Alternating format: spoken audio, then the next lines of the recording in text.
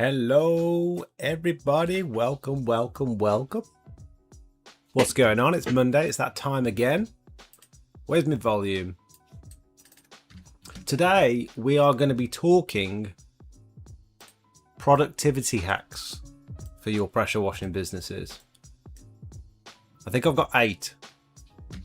And I'm going to be asking you guys for your best productivity hacks in the chat. Those little things that are going to save you 10, maybe even 20 minutes off each job. Little things that you can tweak all the way up to the big, really substantial changes that you can make that are really going to save you some time. By the way, I think last week or maybe the week before, I mentioned about the customer who sprayed weed killer on his Blockmagic, and I'm pleased to say that we've managed to rectify it. So I was a bit concerned that we were going to put another coat over the Blockmagic and that weed killer stain was going to show through, but it didn't. I've got I thought I had a good video for you, but I haven't. Maybe I'll put it in the... Can I save that video from WhatsApp and put it in the chat? Let me see. Give me 2 secs. There it is. Save.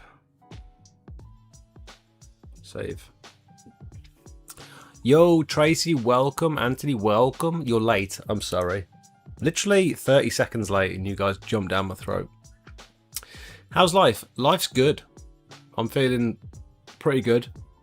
I'm off the alcohol. I'm back in the gym.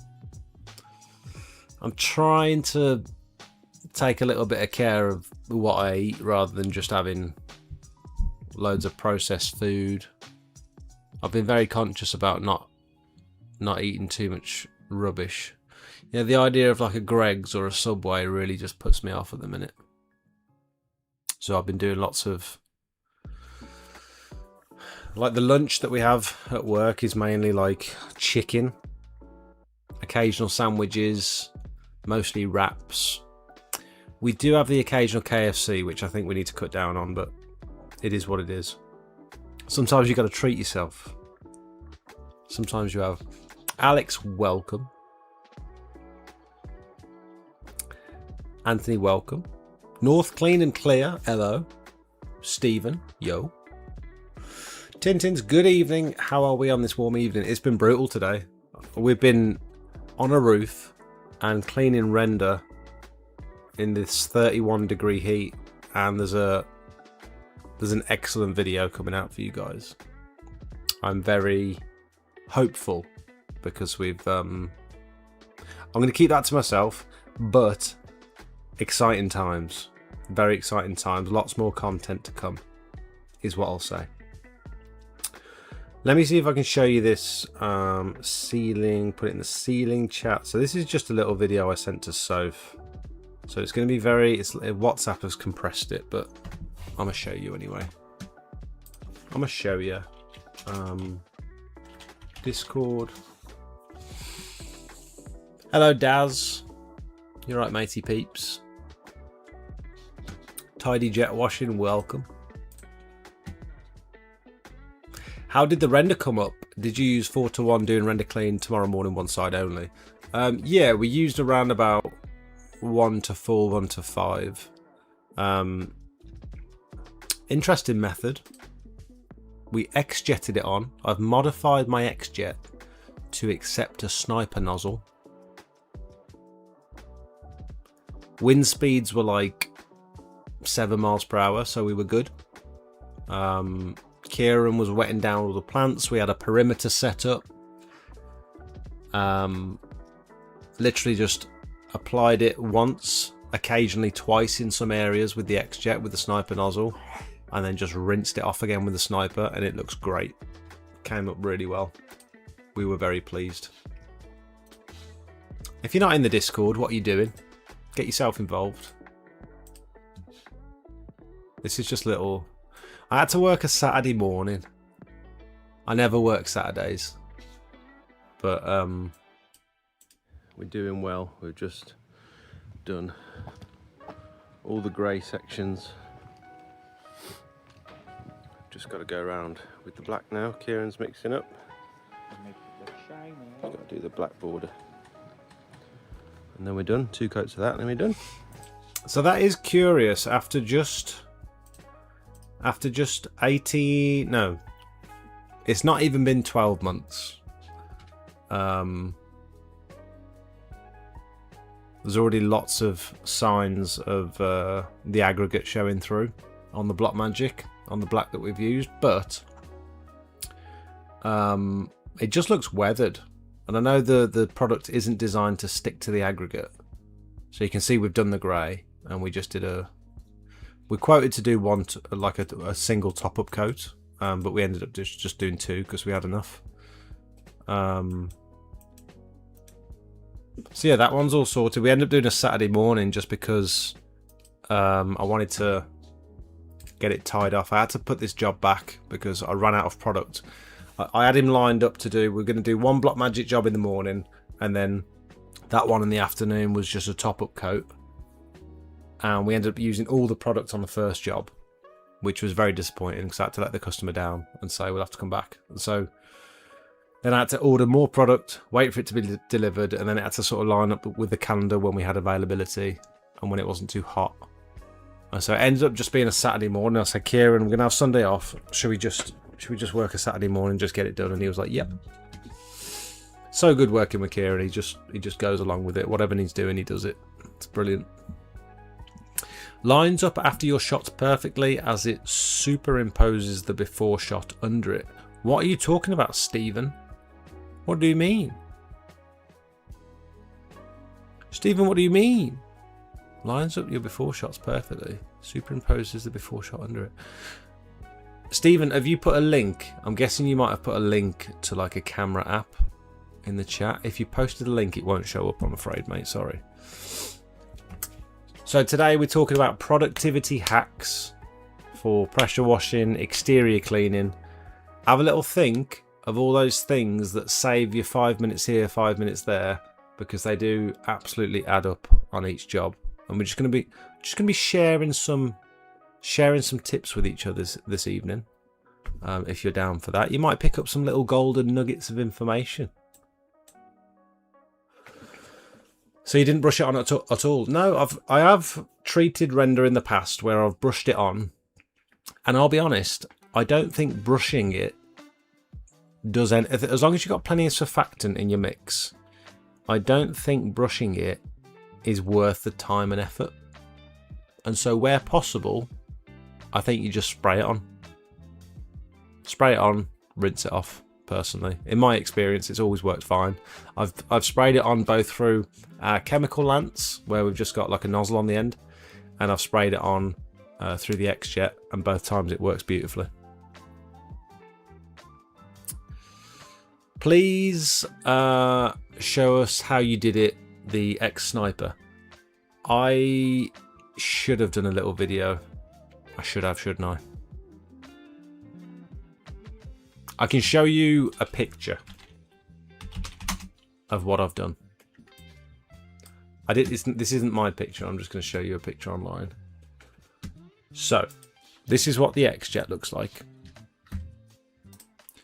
Open in new tab. So, don't get this one. This one's got a barb fitting on the bottom. You don't want the barb fitting. You want the quick release fitting. What we ended up doing was unscrewing this bolt off the end, this big nut, which takes obviously the nozzle off the end. So that removes that, so you won't have your twisty nozzle anymore. And I've screwed on a 1/4 quick release female. It's a stainless one. And it's a nice one. It's like one of these, but it's stainless, not brass. So I've screwed on one of them. It's the same sort of fitting that goes on the end of your lance, but I think it's got the male thread female adapter. It's this. It's one of these basically, but stainless steel. That looks more like it.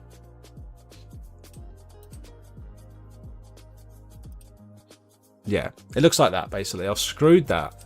I've replaced that with that, so it means you can use any of your pressure washing nozzles with your XJet, including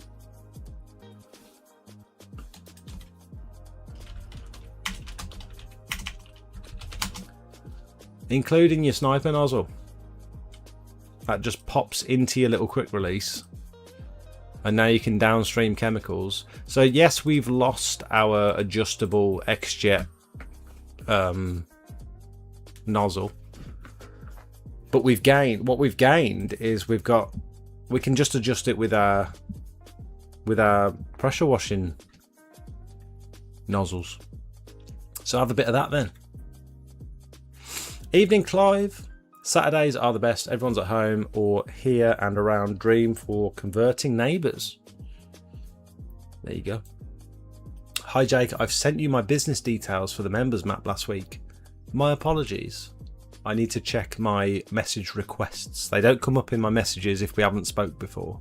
So it might be that I need to click on message requests and I'll add you to the members map. If you don't know what Genesis is talking about, the members map is now on, featuring live on my website.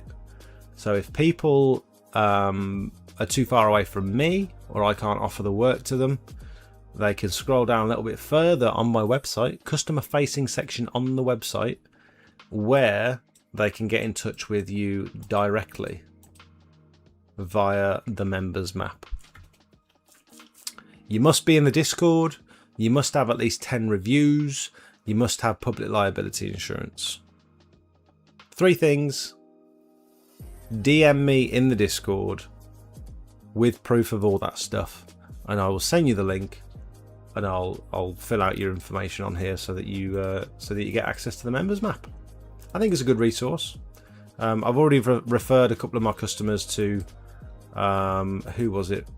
It was Skyhawk I referred them to, and I think CTM potentially. I can't remember. Definitely referred some over to Rich. Yeah. It might be that customers are getting in touch directly with people through the members map.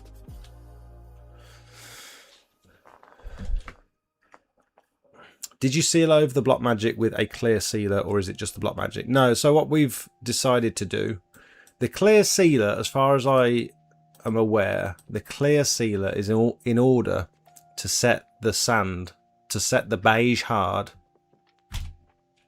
to set the beige sand hard.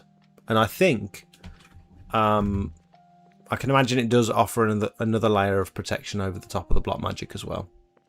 However, we decide to do more coats of Block Magic, so instead of 2, sometimes we're doing 3 or 4 coats of Block Magic, so we're really building up the layers. And if we install the kiln dried sand first and then go over the top with the Block Magic, we're setting the sand hard.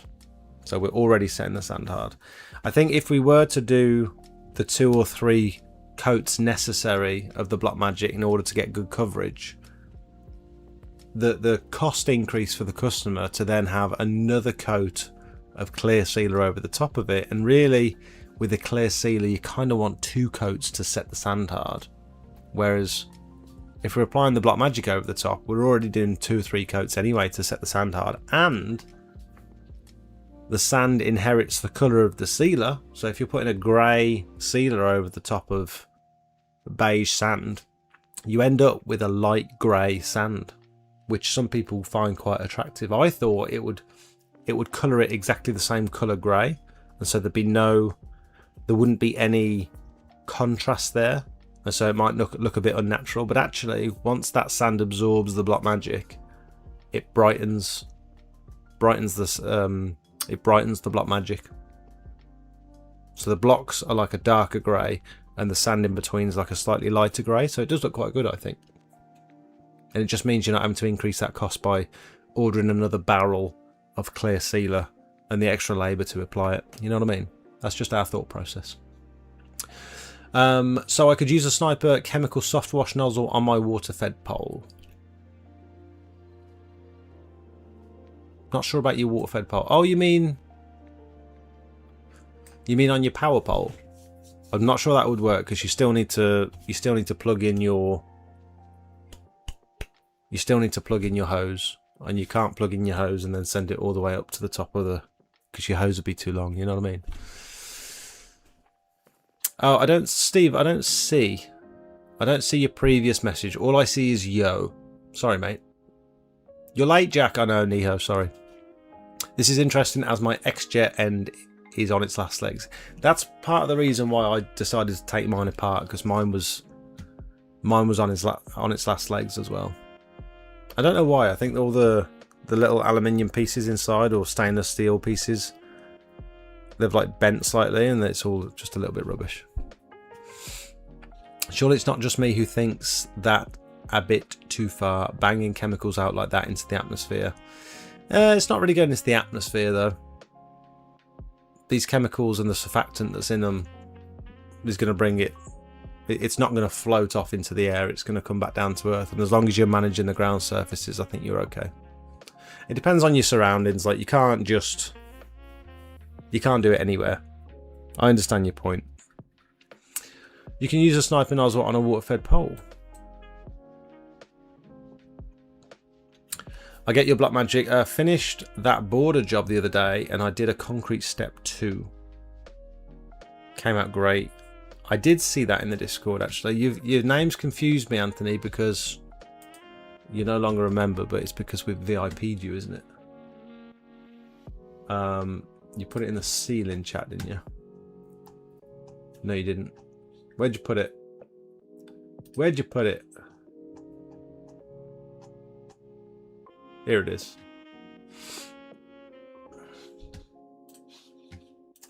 So you've painted. So you've left the left the rest of the drive, which is an interesting choice by the customer. Interesting choice. You've left the rest of the drive looking natural. Look at the size of the aggregate in those block pavers. That's pretty crazy. Look at the size of them stones. And then you've painted the step in black and the border, which is interesting. I think, did you do the hard setting sand on this one as well, or was that a different one? Can't remember. It does look good. If they were normal coloured before, were they grey before, or were they all red? If they were all red, I can imagine it would have looked a little bit odd. But now that it's got the black border, I do like it much better. Lovely. And I'm curious, did you do the Blackmagic first and then go over the top with the Pro Joint Poly Sweep? Because that's another technique you can do. You can do all the colour, and then rather than trying to set the sand hard with sealer, you can just use a hard setting jointing sand. The borders were tan. The whole drive is getting sealed to deepen the colour. There you go. There you go. I'm going to use it with my 12-volt system and not with a pressure washer. I have a Sniper chemical soft wash nozzle for my water-fed pole. Not using pressure washers, should have said so. Okay, I mean the Sniper for the Sniper that I just showed, that's a pressure washing Sniper, and the orifice is very big, so it lets a lot of water out, and if you turn the pressure up on your machine, it fires it quite far. And I'm not sure your little 12-volt system would necessarily have enough pressure behind it to shoot it as far as you'd like, unless the nozzle's quite small. But the alternative is the Cannon from Rutland Pumps.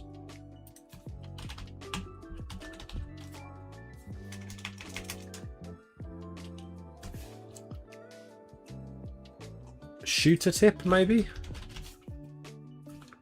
Ugh. They've just had a new website and I'm still trying to get used to it. Pro Cannon. I did type it in. Did I spell Cannon wrong? I might have just done the one N. My bad. And I would really love to expand these images, but when you click on them, nothing happens. I want to make the image full size, you know what I mean? Full screen. I'm just being picky. So this is the alternative. But that's got a quick release on the end of it. So what does that do then? Oh, you stick your Firkin on it. You still stick your sniper on it. Curious. Right. Let me quickly get through these messages because I don't like to miss anyone out. You guys know that if you post something in the chat, odds are that I'll read it. Even if I read it 10 minutes after you've posted it, I'll still try and do my best to read it. What Warfare pole do you use for roof cleaning in the market for 2 new poles? I use Gutter Vacuum Systems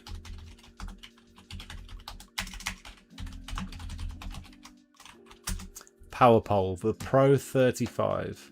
This is naughty, isn't it? I don't like this. I've specifically typed in Gutter Vacuum Systems and someone else, Gutter Suckers Direct, has used those keywords to,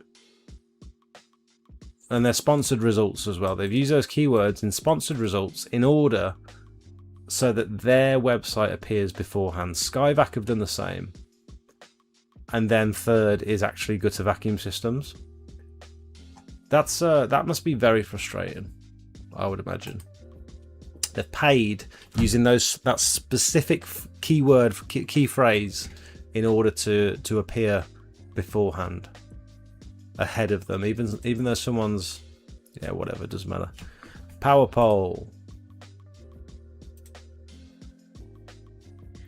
So this is the one I've got. I've got the Pro 35, this one, with the trigger. Came with the trigger. It comes with a little firkin on the end, so you can literally just set it up and you've got everything you need in the box to get going. And as a little added smelty special, if you give it a couple of minutes, you'll see a little 5% discount code pop up for Gutter Vacuum Systems in the corner there. That's the pole I use. Never had an issue with it. It's been great. I did have an issue with it actually. I had on the end, this little plastic piece is very fragile, but I think they might have changed it for a metal wing nut, or they've slightly changed the design now. I can't remember, but that's been sorted. GVS do a sniper chemical soft wash nozzle, do they? I use one all the time. Take out the brush head, put in your sniper nozzle and connect it to the X-Chem trolley. Oh, nice.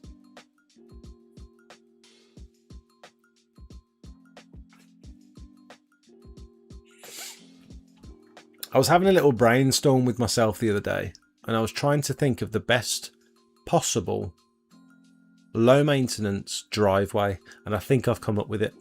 After all of our experience doing exterior cleaning all sorts of different driveways, I think I've figured out the one that I can install myself that is extremely low maintenance and looks very good. It doesn't fade, it doesn't. If you guys want to hear that, just let me know in the chat. Just put yes or no in the chat if you want to hear because we're getting slightly off topic. We're going to talk about productivity hacks, but if you want to hear my perfect low maintenance driveway, you'll have to let me know. Is this stuff like an epoxy resin based? You mean the are you talking about Rapid? Are you talking about the hard set in sand, or are you talking about the Block Magic? Polysweep it's got like polymers in it, that like a silica polymers in it or something, and when they get exposed to water, it activates and it sets hard. Polysweep first. Wish I'd have gone the other way around. Oh, okay, that's interesting. House to a home. Hi Jake, what's your process for cleaning decking? Not composite. I know it's best to use a 40-degree nozzle and follow the grain, but would it be okay to apply back 50 after pressure washing the area? That's how we do it. If so, would you recommend using a gardener backpack and a Warfare pole? Applying a watering can. It's only a small area. I would suggest you could use a bucket and brush, a soft brush, not a stiff one. The soft brush will hold the chemical better as you dip it in and out of the bucket, and you'll get a much more foamy action as you brush it onto the decking. But yeah, a light pressure wash with a wide fan nozzle, 40 degree. You could even go up to 65 degree if you wanted to. And then I generally do 2 passes on each panel. So 1 pass going that way, and then I come back and do another pass on the other direction. Go with the grain. Don't stop halfway through, else you'll end up with a mark. You make sure you go all the way to the end of the panel. Or if you can't make it to the end of the panel for whatever reason, you need to flick outwards. You need to feather it out. You can't just stop or pull up. You can't take your hand off the trigger, because you will literally end up with a line. So you need to like feather that lance out. You look a bit like a knob doing it, but it's definitely the way to go. And then even if it's not dry yet, you can still just brush on the back 50. It will still be green after you've pressure washed it, likely. If it's got algae on it, it will still look green. But then you can just apply the back 50, leave it 2 to 3 days, and it will look brand new when it's done. You could use Hypo, but it's not really the tool for the job. The Hypo will get the job done. It will clean it. It will get rid of the algae after a couple of days. It will do a similar job to what the back 50 will do, but Hypo will damage the lignins in the wood, and it will cause it to fray. You know, sometimes if you pressure wash too closely, you'll end up splitting and fraying the fibers of the wood. Hypo can do a similar thing because it dries the wood out so much. It sucks all the good stuff out of the wood. It sucks all the oils and the nutrients out of the wood, and it ends up being very dry, and it causes it to fray. And you're also going to bleach the wood. Some people do it before painting. So if you're going to paint the deck, or if you're going to paint your fence, there's even that Monty Miracle stuff. Their advert is spraying it on a fence or on a shed or something, because it completely changes the colour. If you've got like an old fence or an old shed or some panels or decking or whatever, and you spray it with Hypo, you can literally see an instant transformation where it will brighten up the wood. It will make it look like brand new wood, which is great, but it's going to cause permanent damage to the wood. But to the average Joe on TikTok, they think, oh my god, this is incredible. It's weird marketing, really, because you wouldn't imagine that they'd sell a product that actively damages the surface you're trying to clean. Maybe there's others out there, other cleaning products that actively damages the surface, but they do a really good job of cleaning it, so who cares? Hope that helps. Using Pure Seal's Clear Limestone Restorer Pro on a little grind, clean and seal repoint next month. Anthony, I still don't know whether to call you Anthony or Anthony. I'm going to start calling you Anthony, and that's just going to be what it is, because I've asked you in the past and you said you don't mind, but that's just what it is now. I'm keen to see how the clear limestone sealer looks over the black. Keen to see it, so you have to give me some photos. Very interesting thing with the nozzle. Currently using a DA components on a water-fed pole that we use safely on low-pressure jet wash pole. A DA components. Currently use DA components on water-fed pole. I'll be interested to see that.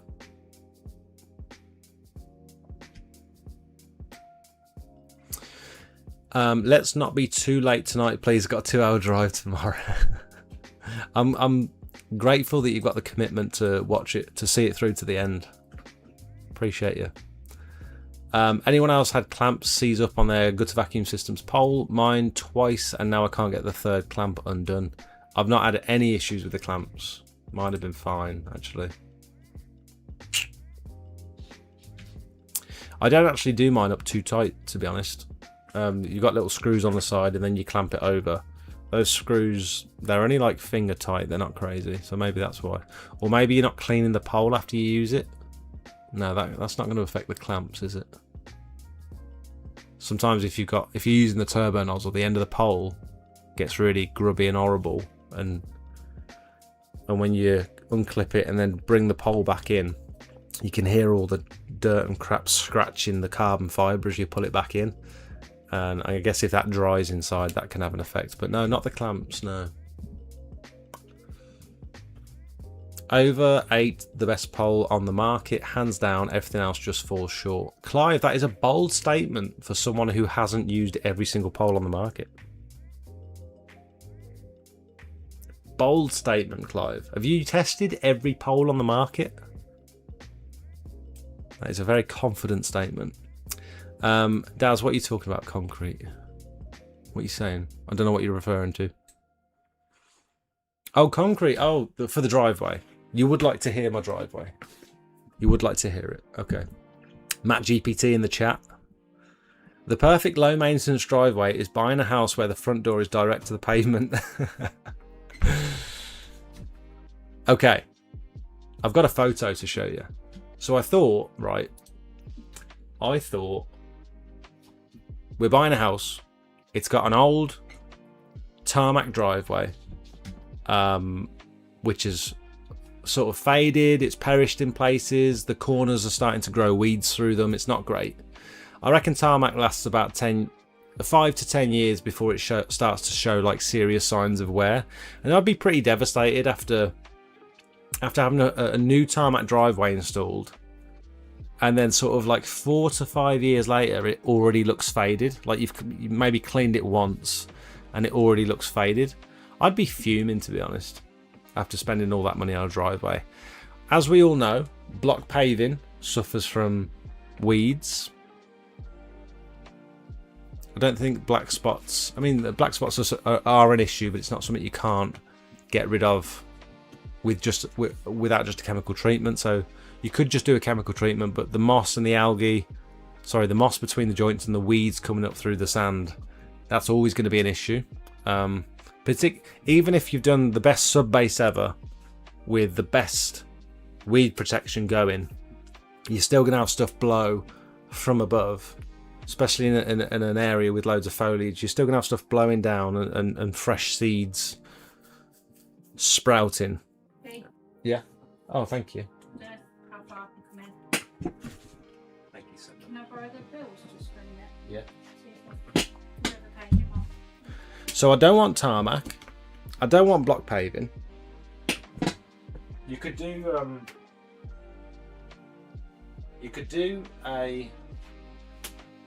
a sealed block paved driveway and keep it sealed and keep it maintained, but that's a lot of cost. It's a lot of cost on sealer every couple of years, and there's still a risk. I mean, you're still going to have to. I reckon you're still going to have to pressure wash it every now and again. It's not going to be maintenance free, that's for sure. You could do concrete. Concrete would probably be the best. Unsealed concrete or clear sealed, like natural raw concrete, would probably be the best maintenance free driveway. You'd probably want to keep it sealed again. You'd probably just want to, but you wouldn't have to resand it. You wouldn't have to go crazy with the pressure washer. Every couple of years you'd want to top up a clear sealer on it. Pattern imprinted concrete, they're always coloured, so you're going to have to maintain the coloured pigment in the sealer. And if you leave it too long,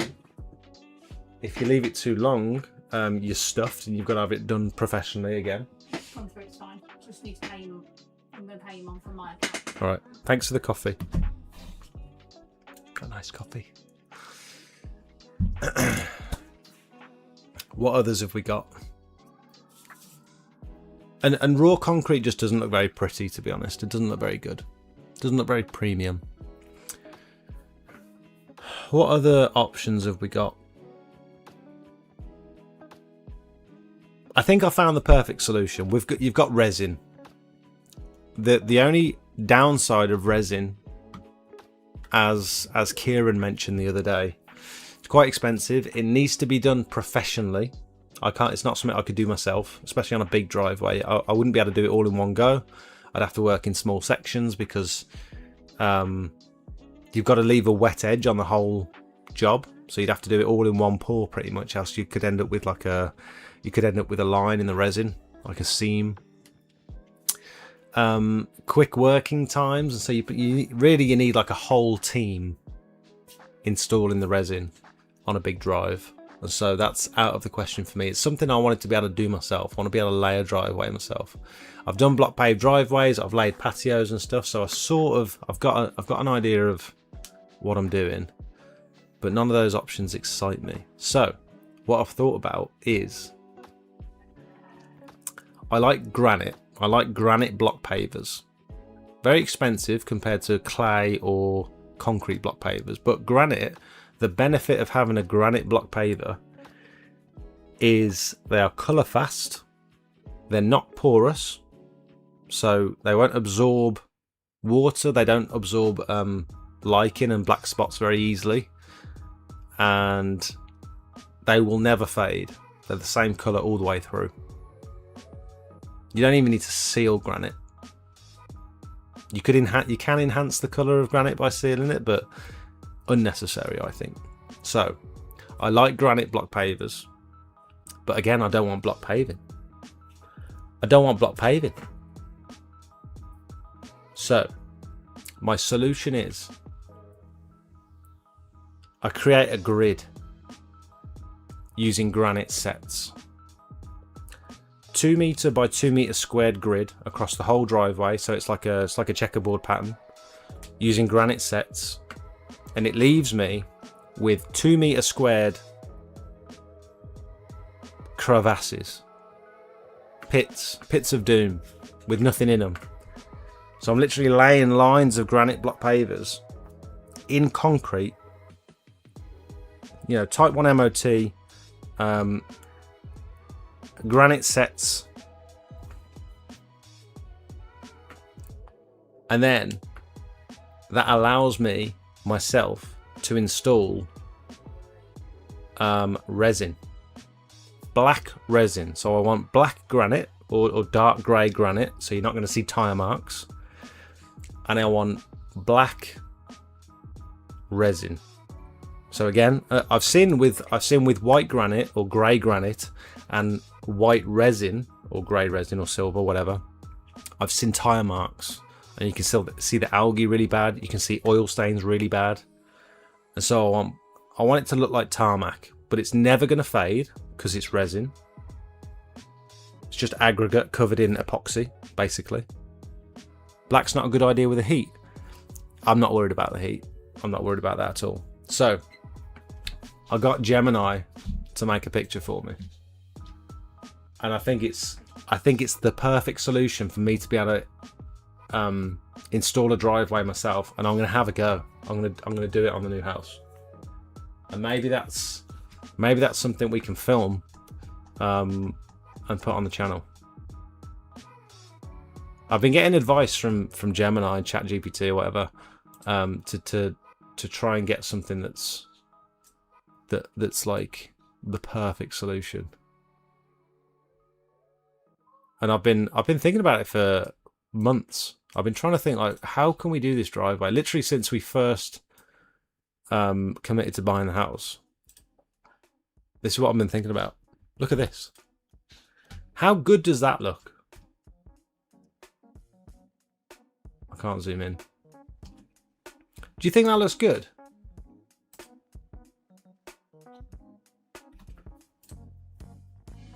So you've got the granite blocks set in concrete. You've got a border. I'm guessing I'm probably going to have to do something fancy with the border. Maybe some Titan, maybe some Nexus Titan around the border. They're all going to be set in concrete anyway, so they're not going to move. They're not going to wobble.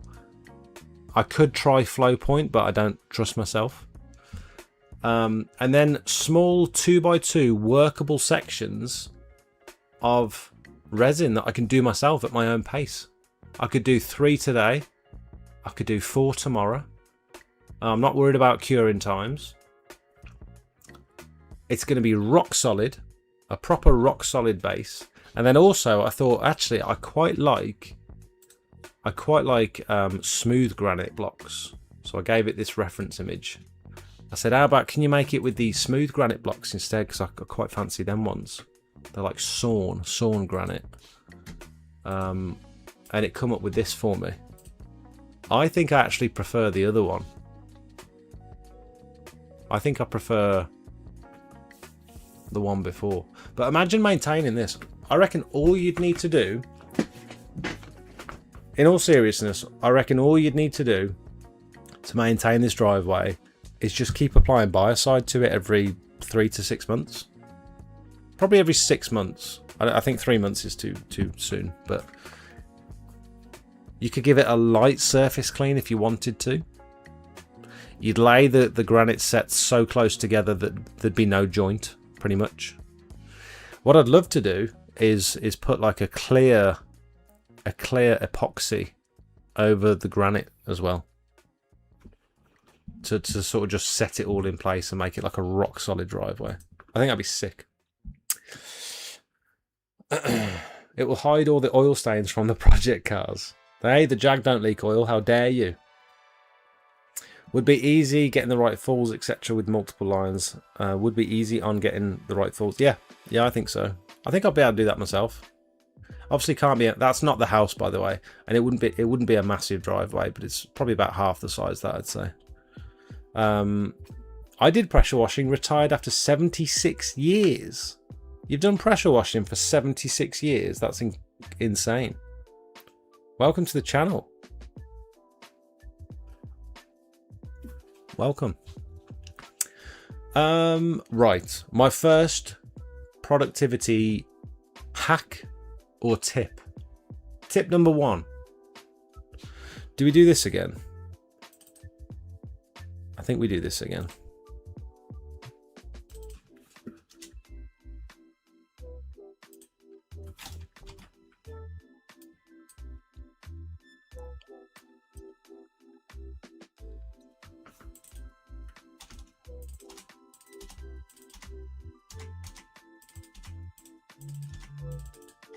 Oh no, I've deleted them before.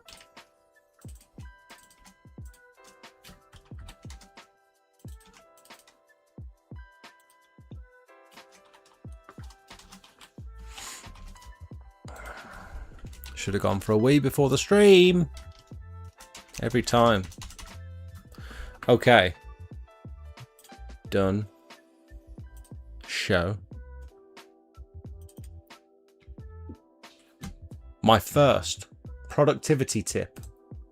This one's just about preparing your customer. There's going to be a couple like this. There's a couple of similar ones. This one is to prepare your customer, and productivity hacks that are going to save you 10-20 minutes off of each job. Now, ensure the customer knows they need to move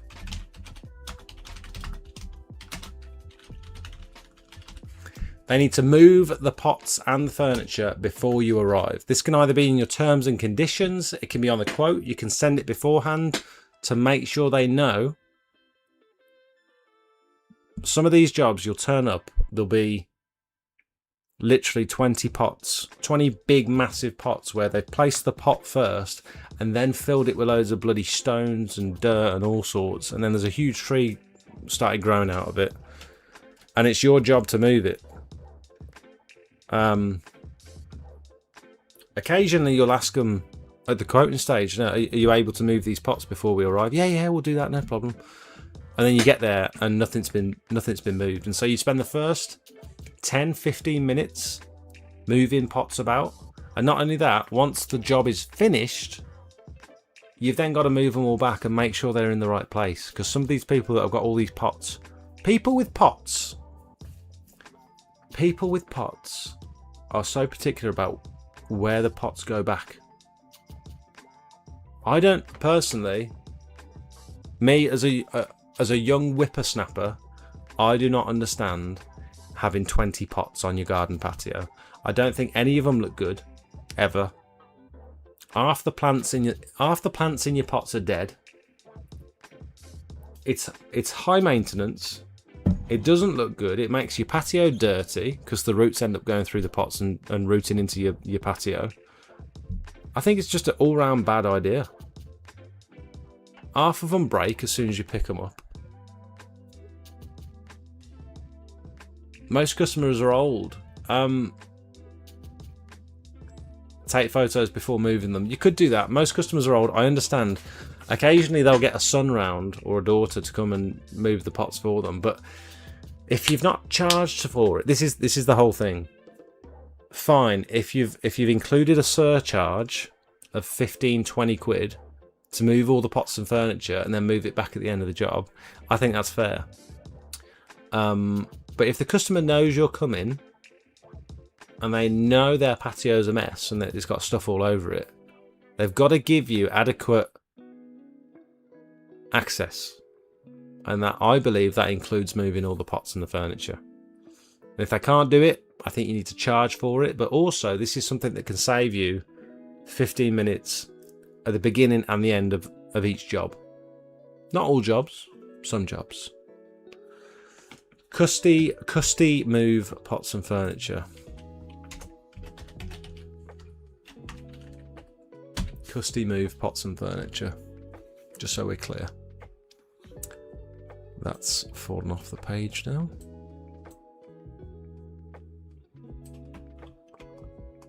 There we go. Right. Any feedback on that? Does anyone think that's unreasonable? I think that's fine, in my opinion. Could you imagine carrying a van full of coal to keep your pressure washer running? I take a photo of the pots before I move them so I can put them back roughly in the correct place. True. I'll send you a patio with pots on. It was horrible. Okay, I think that one's fairly self-explanatory. I think it's okay. I think it's obvious. I think most people would benefit from having that in their terms and conditions, or at least mentioning it when you send the quote over and just say, look, we like to make sure we've got access to a water tap and that all the furniture's moved off the patio before we start. The pots are in Discord general chat. Let's have a look. Let's have a little sticky beak. If you're not in the Discord, guys, by the way, you're doing yourself a disservice.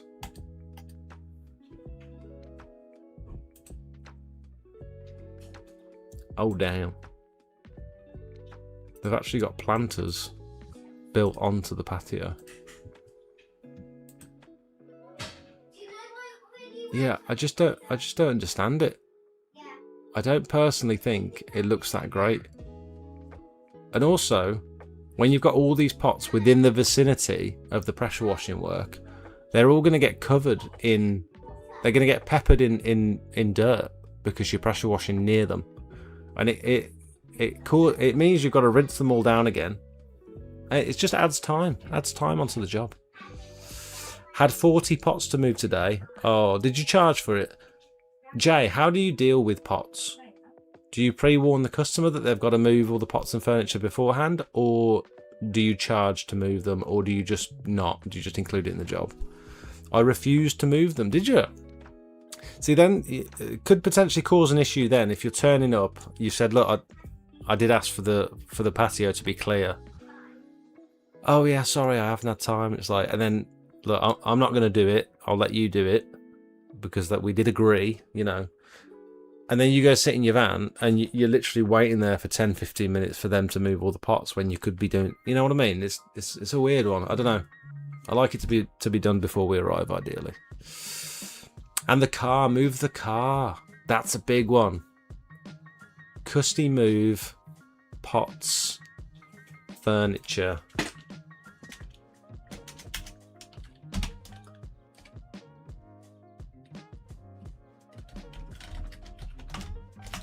Does that fit? Oh, it's getting too big, isn't it? It's getting too big.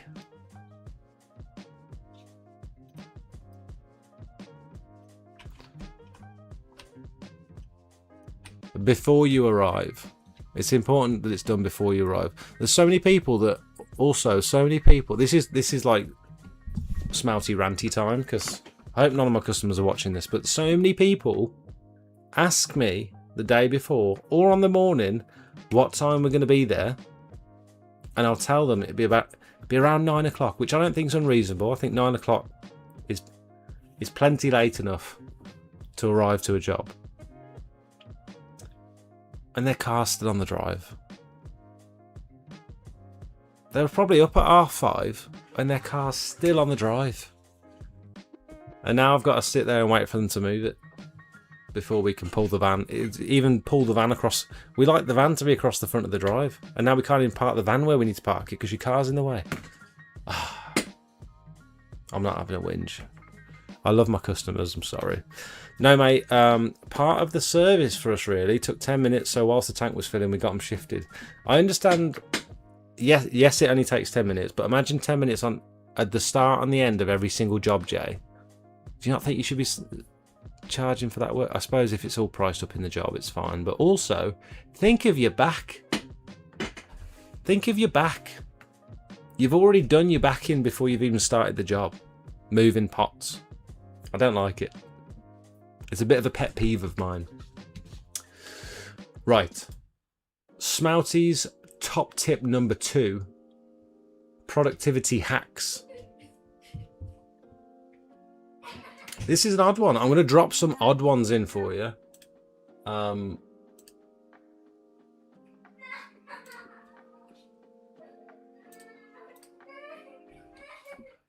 Someone's being tickled next door.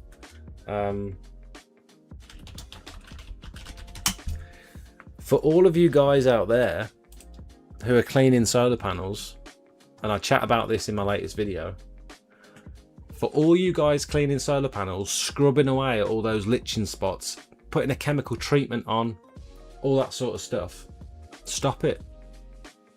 Stop. Go on to DA Components. Go on to DA Components and get yourself a stainless steel pad. This is going to save you so much. If you're cleaning solar panels regularly, or you're doing like a first clean on windows, and they've got all the crud on them. I don't clean windows, so I don't know what I'm talking about, but these apparently are marketed towards window cleaners as well. But if you're doing solar panels, and you want a solution for all those litching spots, this is the solution. You are welcome. They last ages. I reckon they'll last 100+ panels before you have to replace it. And they're so cheap. This one comes with a holder, and then you can just get the replacement pad by itself for £9. Not sponsored. Smouty's top tip.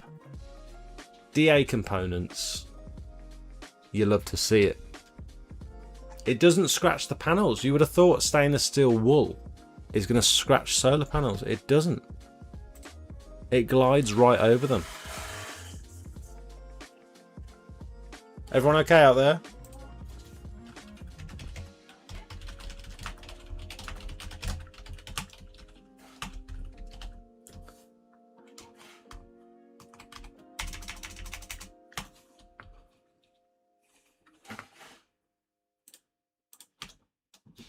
Have a little sticky beak.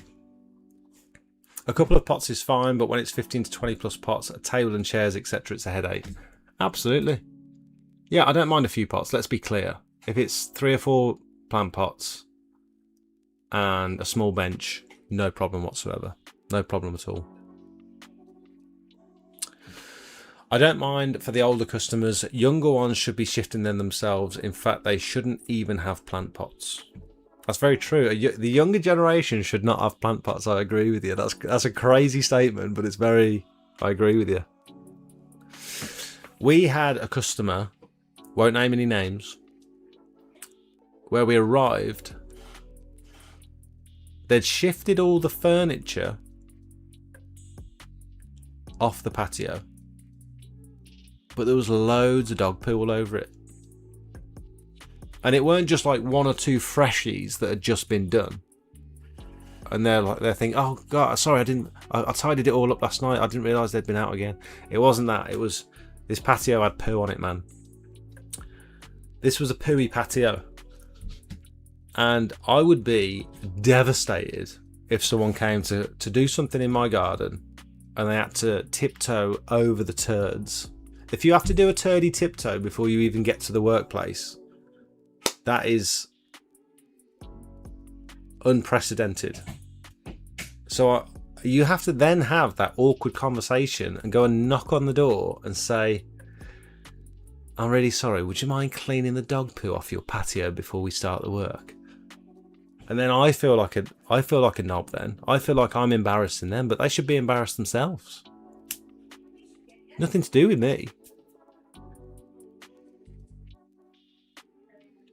Oh, I thought hubby would do it. Well, he hasn't. Hubby has not done it. Because I ain't doing it. I did think about just getting the turbo nozzle and just pressure washing them away and just watching them fly across the garden, but I shouldn't have to do it. They did clean it up. They did eventually come out and clean it up. And she or he was embarrassed. And if they'd have had their time again, they might have made sure that it was clear for me. But it was what it was on the day, unfortunately. Evening, I had bedtime duties, so I'm late. What have I missed? You've missed nothing. Do you want us to go over the whole... Am I joking? You can watch the beginning again if you want to see the upload. For those that don't know, these live streams get uploaded onto my YouTube channel after the fact, and you can watch them all back in your own time, at your own convenience.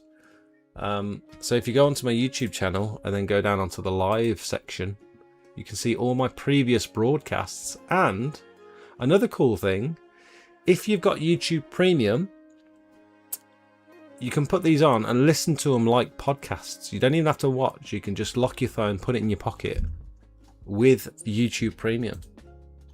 So that's what I've started doing with my podcasts lately.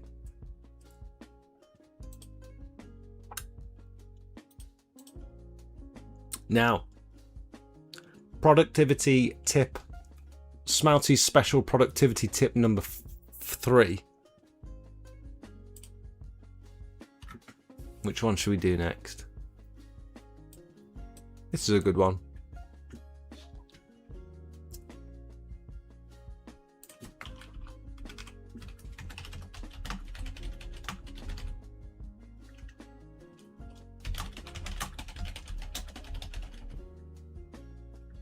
Ask where they'd like the waste beforehand. Before you begin the job. This could be when you knock the door, when you first chat to the customer for the first time, or it could be during the quoting stage. This is going to save you. It's going to be probably 5 minutes max. But you consider you're doing your pressure washing, you're sweeping everything up. That's actually how we sweep. I know it looks. That's actually how we sweep. I was trying to teach Kieran. To keep your back straight and just let the brush do the work, rather than doing that. Just it's much better, I promise. You imagine you've swept up your pile of waste, you've started bagging it up, and then you've got to turn your machine off, knock on the customer's door, wait 10 or 15 seconds for them to answer. Ask them where they'd like the waste, and then they'll either tell you in the bin, or they'll tell you they want you to charge them to take it back with you, or they'll take you around the back and they'll show you the compost pile.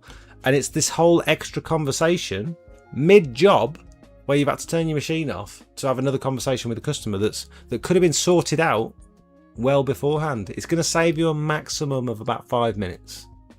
But just knowing in your head, also actually it could save you more than 5 minutes.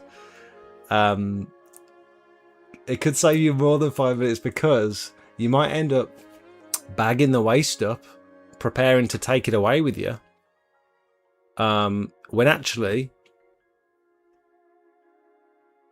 they might just want it slung at the bottom of the garden. So instead of bagging it up, you could just put it in a wheelbarrow and take it down the bottom of the garden. You could just put it in the plant borders around the outside of the drive. There could be all sorts of different ways they want you to remove the waste, and you're already bagging it up. You've wasted a couple of bags, and it was just time wasted. So it's only a little one. It's a Smelty top tip, but you take it or leave it. If you don't think much of... I know that one's clutching at straws, but if you don't think much of my Smelty top tips, I'd like to hear some of yours towards the end. I'd like at least 10. I think I've got 9. So we'll open the floor towards the end and ask for your productivity tips. Elliot says, I lost a commercial job because I wouldn't pick up dog muck. Really? It was for loads of flats. It was in my terms and conditions, so I think it was still right. Did you give them the opportunity to sort it, to resolve it? Did you say, look, you need to get someone to sort this before I arrive, because we won't do the job? Or did you just say, sorry, can't do the job, you got dog poo, not something we cover? Or did you give them the opportunity? Do you know what I mean? I bet most people would just go and do it, wouldn't they? They'd just go and blast it off. Blast her off, Bradley. Same problem with my garden maintenance jobs. They are filled with toys, garden pots, and of course, if this is like this every time it comes to 10-20 minutes, I just lose cleaning up someone else's garden. Yep, true. My sister gets it with interior cleaning. She spends occasionally on some properties, it's the same jobs over and over again. She spends more time tidying someone's clutter than she does actually cleaning.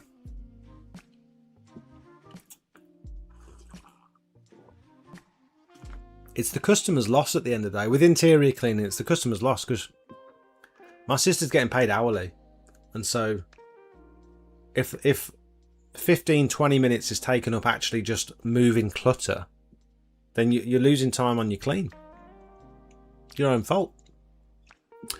All my QuickBooks estimates, says Andy, have it watermarked at the bottom that waste is left on site in the mesh sacks. Customer can deal with it then. True? Yep. We've got that too. We've got all waste will be bagged up and left on site, can be disposed of in a garden waste bin, compost pile, under some plant borders. Alternatively, now that my brother runs a waste collection business, my brother can deal with it. So I charge them and then my brother deals with it.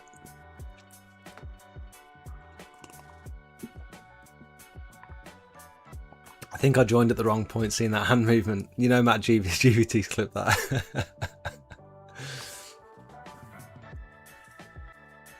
Oh, that's a good one. Elliot, can I steal that? No, sorry, not Elliot. House to a Home. Can I steal that? Can I add that onto my list?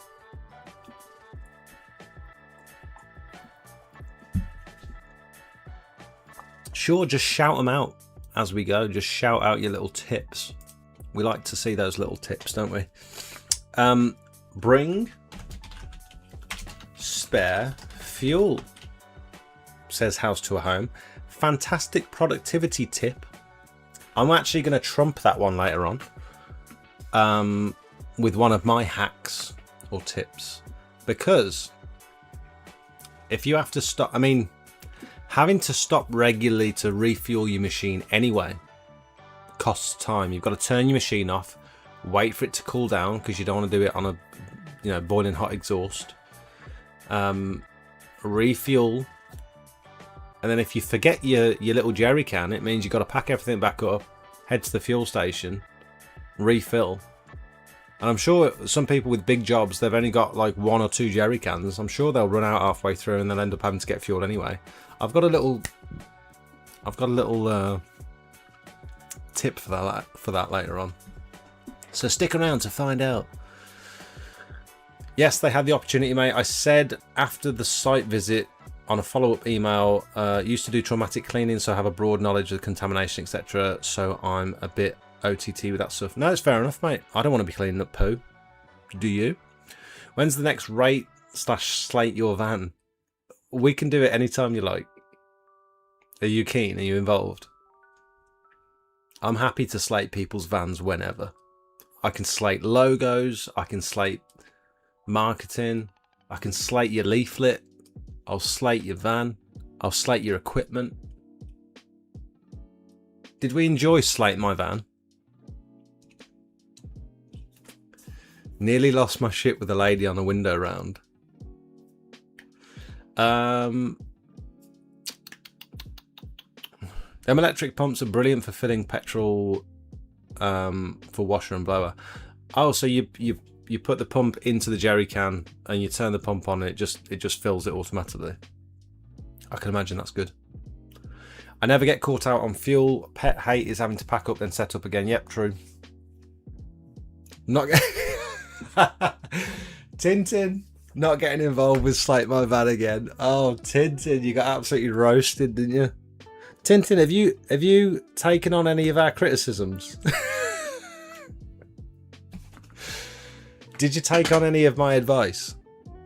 I don't even know if I give you any advice. I think I might have just tore it apart and told you how bad it was. I might not have given any productive advice. I might have just criticised. Keep some water in the buffer tank so you can start as soon as the hose... Alex, that's fantastic. I like it. Turn up, arrive with some water in tank. That's a great one. Even if it's just 100 litres in your buffer tank, sloshing around at the bottom, so that even if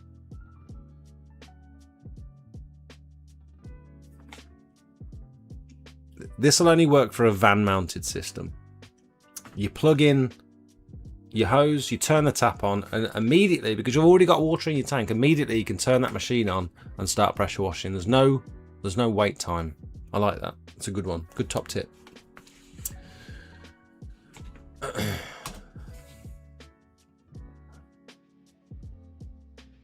Customers all get a message saying we'll be with you soon to do their windows. When you arrive, they're all open. I knock to ask her to close all the windows. She then goes upstairs, closed one window, comes back downstairs. I can see her messing around in the living room. I knock again. Excuse me, can you close all the windows, please? Off she goes, close one more window, spending 5 to 10 minutes. Oh, wrong person. 4 times I knocked on, 4 bloody times for the customer to close the window. That is crazy. That would wind you up, wouldn't it? That would definitely wind you up. Spending 5 to 10 minutes unblocking drains before you start. See, house to a home, this is something that's going to cost you time, but I don't know if we can combat that, because I think that's part of our job, unfortunately. Those ACO drains at the bottom of the driveway, they're going to get filled with leaves and moss and crap and sand and whatever. They're going to be full before you arrive. I think it's just good practice, part of the job, to lift those grates, scoop them all out and make sure that ACO is free flowing before you start putting water in it. I don't know if that's something that we can expect the customer to do before we arrive, personally. It's not as easy as moving a pot. It's maintenance, isn't it? And that's our job, in my opinion.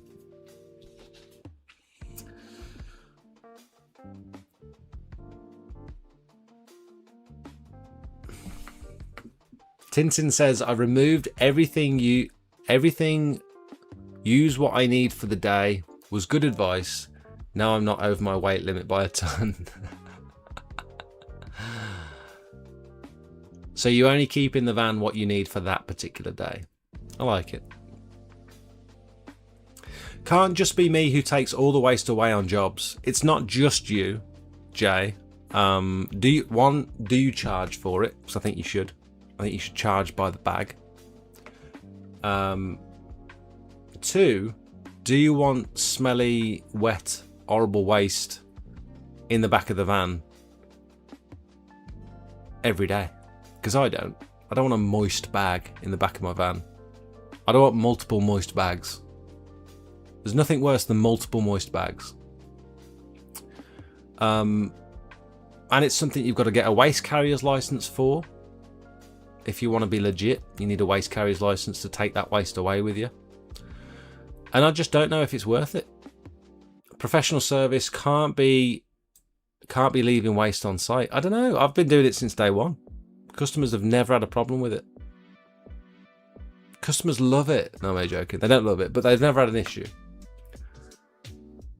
The ones that say, I'll take it to the tip, I'm like, let me just take it away. It's only an extra £6 per bag. Like, you don't want to be making you don't want to be putting this bag in your car and taking it to the tip, where you can just pay me £6 and I'll do it, or my brother will do it. Like, how often do they not have like a flower bed that you can hoof the waste underneath? I understand what you're saying about a professional service. I do understand. But it's an extra inconvenience for us, isn't it? Because it's unpredictable. One you could do a roof clean. It's got a tiddly bit of moss that comes off the roof because you're scraping it. And the next one, you're pressure washing it, and there's mountains, absolute mountains of wet, soggy moss, and you've got 10 bags that you're taking away. And I think quite often you can't factor it into the price beforehand. Block paving, sometimes the joints are butted right up against each other and it's fine. Other times the joints are that wide on your block paving, you got all the moss and the sand that comes out. I don't think it's something that you shouldn't be charging for, personally. You're not even charging for it.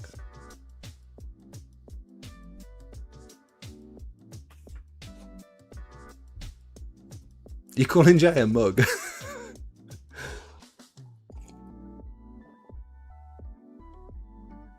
Vans up for slating, proper DIY. Sam, post it in the Discord. I just want to have a quick look. We won't get into it now, but I want to have a quick look.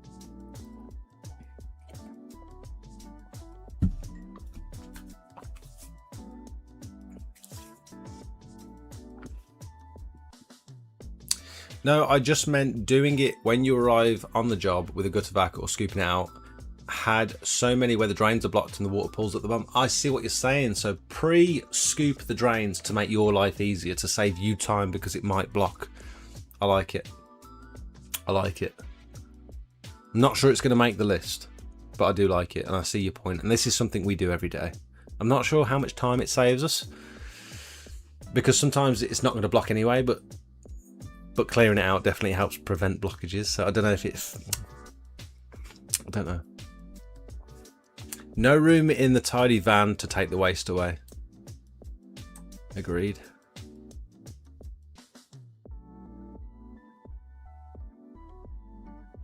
It would be good to revisit the van video to see what improvements people have made. I like that idea.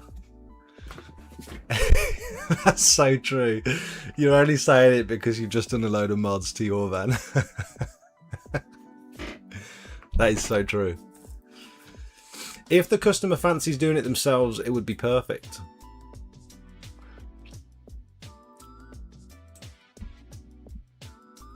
I left a bag of dirt in the van by accident the other day. Smelled like a swamp, had to buy an air freshener. Yeah, this is what I'm saying. It looks messier on the photos.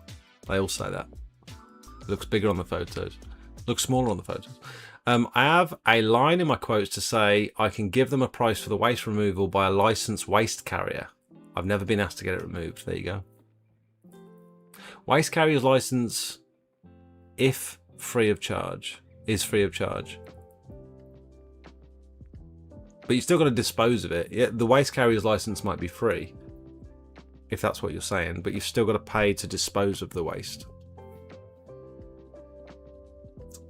And each customer is going to be different with regards to waste. Now,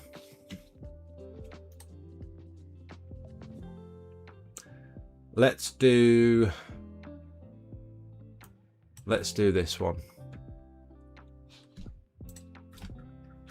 Pre/batch mix/XJet. So, I'm not often a huge advocate for the XJet, I'll be honest. XJets can be a little bit unruly, and it's not something I generally recommend for people who are just starting. It's not very precise. They're quite hard to use if you don't really know what you're doing. If you get like a little air leak, you're not getting anywhere near the correct proportions. They can stop and start because you've got a slight air leak and it's not creating a proper vacuum or a venturi. And then the other thing with the XJet is the cost to use it properly, because I don't think the proportioner system, the standard proportioner system that you get with the XJet, is suitable. I don't think it's fit for purpose. If we check these out, this is just a random website that I found. So the XJet comes with these little proportioners that you're supposed to stuff in the bottom of this little barb here, and because we use chemicals at different ratios, we're constantly pulling these in and out, and they get broken and damaged and gnarled up. You end up biting them with your teeth to try and get them out. They get lost, and so you end up with 3 left, and they're all the wrong ratio. They're just incredibly clumsy to use, I think, the XJets are. But their one upside, they're so expensive. Look how much money that costs for such a small, simple looking little device. It annoys me how much stuff costs recently. But for all their downsides, it doesn't half get the chemical down quick. I suppose you could say the same about the Profoam. The Profoam doesn't half get that chemical down quick. Now, if you want to use one of these, my suggestion would be to get the switch tip to go along with it. And this is another 80 quid plus VAT. I think this is the only logical, usable, convenient way to use any sort of chemical applicator. So XJet, Profoam, Canon, whatever it might be that you're using. I think this is the best, instead of those little stupid proportioners. So already you're 250 odd quid for the injector itself. You're another 100 quid for the switch tip, so 350 odd quid before you've even bought any chemicals. And yes, you're investing in your kit, and yes, you're saving time.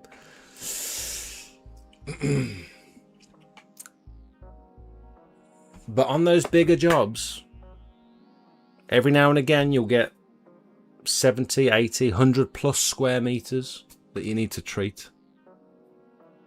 And it really comes into its own. So instead of spending ages with your little backpack, with your watering can, with your little chemical trolley, you get it down in, less than half the time. So I like the idea of the XJet in some scenarios. Not great for first time users or people who are new to the industry. The other option is pre or batch mixing your chemicals. So pre-mixing, before the day begins, you're pre-mixing the chemical that you're going to use. So if you're not going to use the XJet, you're going to pre-mix your chemical. Maybe it's sodium hypochlorite. You've already added your surfactant, so you don't need to do that on site. And you've already mixed it with water. So you've pre-diluted your chemical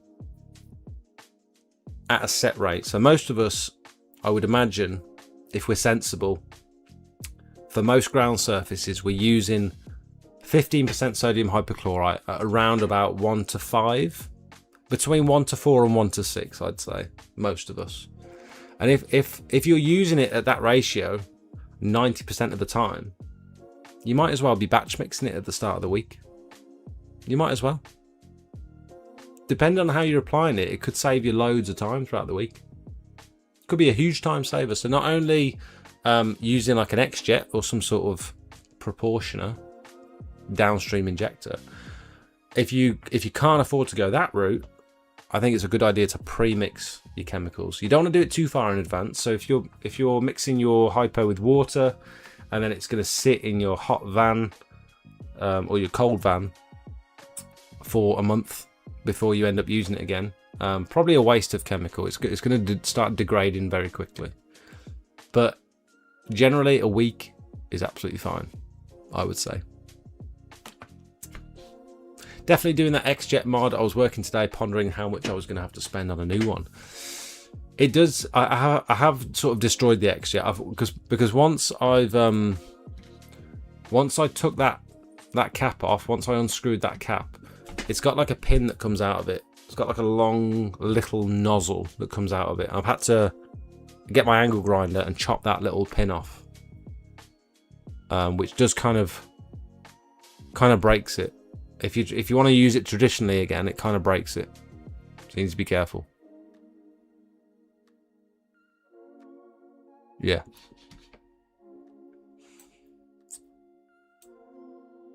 Each to their own, lads. I'm not having a pop, but for me, I just had another. If I had another trade at my house and they left a load of crap behind, I wouldn't be best pleased. It is true. That is true. But if it's in there, if they've made you, what about if they've made you aware? If they've like appropriately made you aware before they begin the work and you accept. I know what you're saying. I do know what you're saying. Can't believe you're up to time with the live chat. Can someone put a timestamp in the live chat and I'll let you know how far behind I am. Defo doing that XJet mod. Jay, if I had some space in my van, I would probably offer it, but my van's full all the time. Would you not just price it into the job? If they keep the waste, it's a bonus. If you had to take it away, it's in the price. Just do a minimum removable bag of £10. Add it to the price. Maybe. Simplest time saver is definitely rinsing down all walls / garage before getting the turbo out. So you mean pre-wetting windows and doors before your turbo? Is that because it saves time at the end? So I know the answer to this because I taught Kieran and Jakey to do this. We often pre-wet all the external surfaces of the house before we start turboing. I don't think it necessarily saves us time, but it leaves us with a better result at the end. So if you keep those surfaces wet throughout, so say if it's a hot day and you get your turbo out and you just start going ham, and all that mud flicks up the wall and on the windows. If you wait until the end to rinse all that down, you're going to be left with mud marks, little spots that are baked onto the window because it's a hot day. They're baked on, and applying reasonable pressure with one of your rinse down lances, they don't come off. Once they're baked on, they don't really come off, unless you end up, cleaning the window with your water-fed pole, or going pretty close to the wall and the door to try and get rid of those little baked on marks. Whereas if you pre-wet those surfaces, yes, it's using a bit of extra water from your tank, but if you pre-wet them, whip your turbo out and start turboing, and when all that mud goes up the wall, most of it's not sticking because it's already wet, and then before it does get a chance to bake on, just keep it wet. Keep wetting that surface. I don't know if it saves you time, but it definitely gives you a better result at the end. Same with roof cleaning. If you can keep all the surfaces wet, the faces and soffits and the windows and stuff, it often means you don't have to go around and do the whole fascia and soffit clean at the end. You can just rinse everything with the sniper, in my experience. Could you just source the parts and make it yourself? Can't be that hard to make an XJet. You could try. There is some science involved. There are some special pieces inside. It's not just a couple of standard connections. There is something that helps it aerate the surfactant as it goes through to make it foam better. I keep 80 litres of biocide in an 80 litre tank pre-mixed at all times. That's a good idea. Very good idea. For your roof cleans and stuff. Yep. Batch mixing. My pin has disappeared anyway. The black plastic falls off. Oh, fair enough. Yeah, you might as well modify it then. I just put it into ChatGPT to list all the parts in stainless steel and it lists them with websites. Nice. Buy it. Let us know how you get on. The fan pattern is adjusted by wrapping PTFE tape around it. 8:53. Okay, I'm 4 minutes behind. That's not too bad. The black soap nozzle is nice for rinsing doors and windows. Loads of flow, no risk of damage from the pressure. Yep, that's what we use. Or the shower rose thing I shared the other day. Yeah, I saw on Facebook on AC Pressure Washers Facebook page. They showed that rose head thing. They did indeed. Shower head. Right, so we've done the job, and as all you know, sand gets absolutely everywhere. We always rinse when we go down, no matter what, anyway, yeah? But what I started to do now, shower head, I go around the full job with this. Brilliant attachment, just to make sure that everything is completely clean.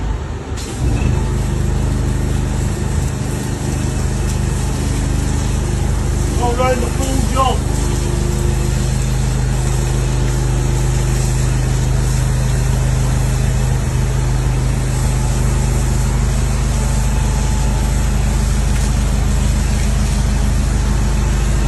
Fastest pisser in the West. The shower head, here's another little good tip for you. We all know stones with high pressure, you can't do it. Check this. How nice is that? How nice Clean is up that? all the stones. Now that is a very good attachment to have AC pressure washers. I missed it. But what I started completely clean. You know, There's a guy in a hot tub the other day. Here to let you know, guys, that the shower nozzles are back in stock Shower nozzles. at AC pressure washers. Pressure.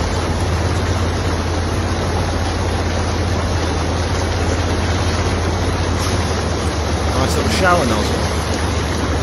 Very nice. Very nice. He's got a bigger one as well, hasn't he? He's got a bigger And nozzle. obviously, for the big boys out there, big one.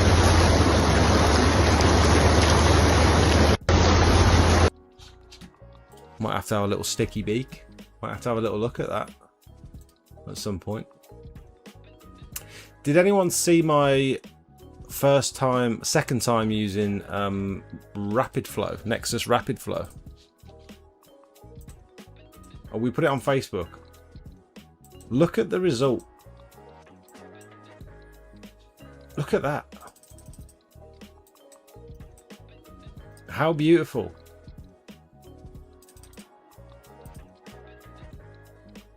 Look at the joints. Can you get a cleaner joint than that? I was so pleased with it. As were my customers. Look at that.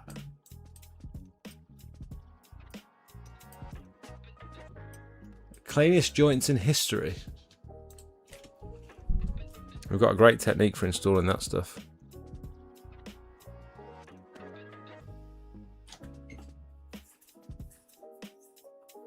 Rich is just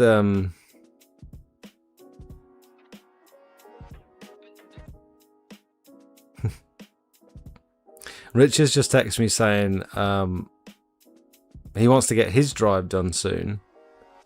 Planning to do it myself. If you're up for it, I could help you with yours and you can help me with mine. That's not a bad idea. We're going to be landscapers by the end of this year. We're going to start installing driveways on the regular.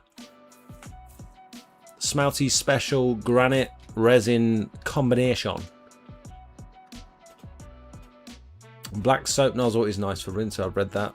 The shower rose, read that. They're about 18 quid including postage from AC. They're about 5 quid on Amazon. Are they good? Has anyone got one yet? Got to get my pressure washer first before buying the parts for the self-made XJet. About 140 quid off the £2,745 target. That's cool that you're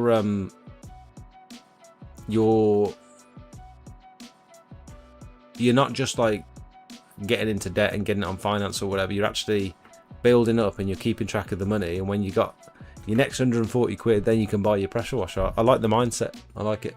Now, where are we?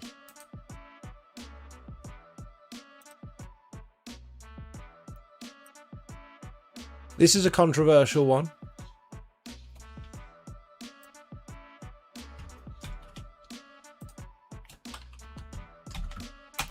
Now, you'll notice I haven't put block paving. So flat surface cleaners on patios and roofs. Some people are still raw dogging their lance. On a big Indian sandstone patio, they're either using their turbo nozzle or they're using their fan jet on their lance, and they're just stood, getting their feet wet, going forward and back, putting lines in the patio, disturbing the joints, and it's avoidable. However, So I would say, in my opinion, flat surface cleaners are great for patios. They're great for tarmac. They're great for low profile roof tiles. Massively speed up the process. If you put a flat surface cleaner next to a turbo nozzle on a roof, on a flat roof, the time saving is incredible. It's a totally different experience.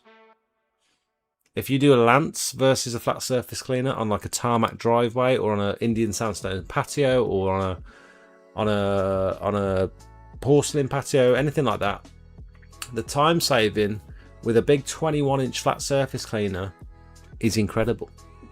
You save so much time. So for like a $400 to £600 investment, you're saving a huge amount of time. But what it will do is take up more space in the van, especially if you've got like a small to medium sized van. It's probably not something you can carry around with you on every single job. Even on our big Mercedes Sprinter, we don't take the flat surface cleaners around with us. We keep a little 14-inch one that we can plug into the end of the lance. We keep that with us at all times, and we keep the little roof cleaning one. But we're not taking the big boys out with us unless we know we need it that day. There's been some occasions where we've messed up and we've arrived to the job and we thought, oh my god, we need the flat surface cleaner, and that's actually now going to cost us time because we've got the equipment back at the unit and we haven't brought it on site. But the only caveat is I think people occasionally buy a flat surface cleaner under false pretenses. They buy a big old flat surface cleaner before they've got the appropriate machine to power it.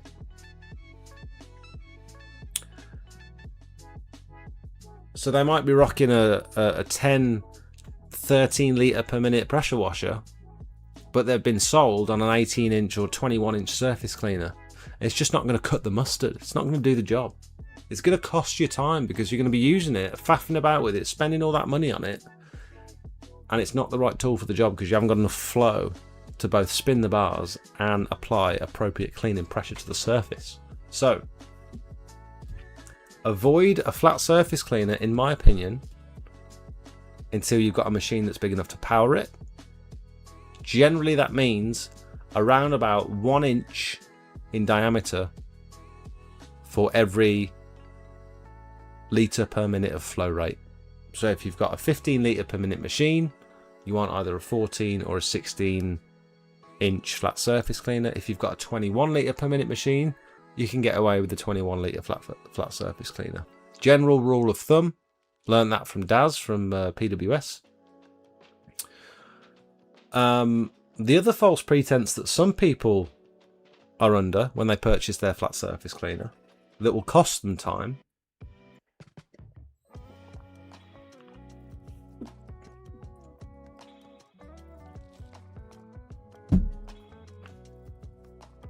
is they try and use it on block paving.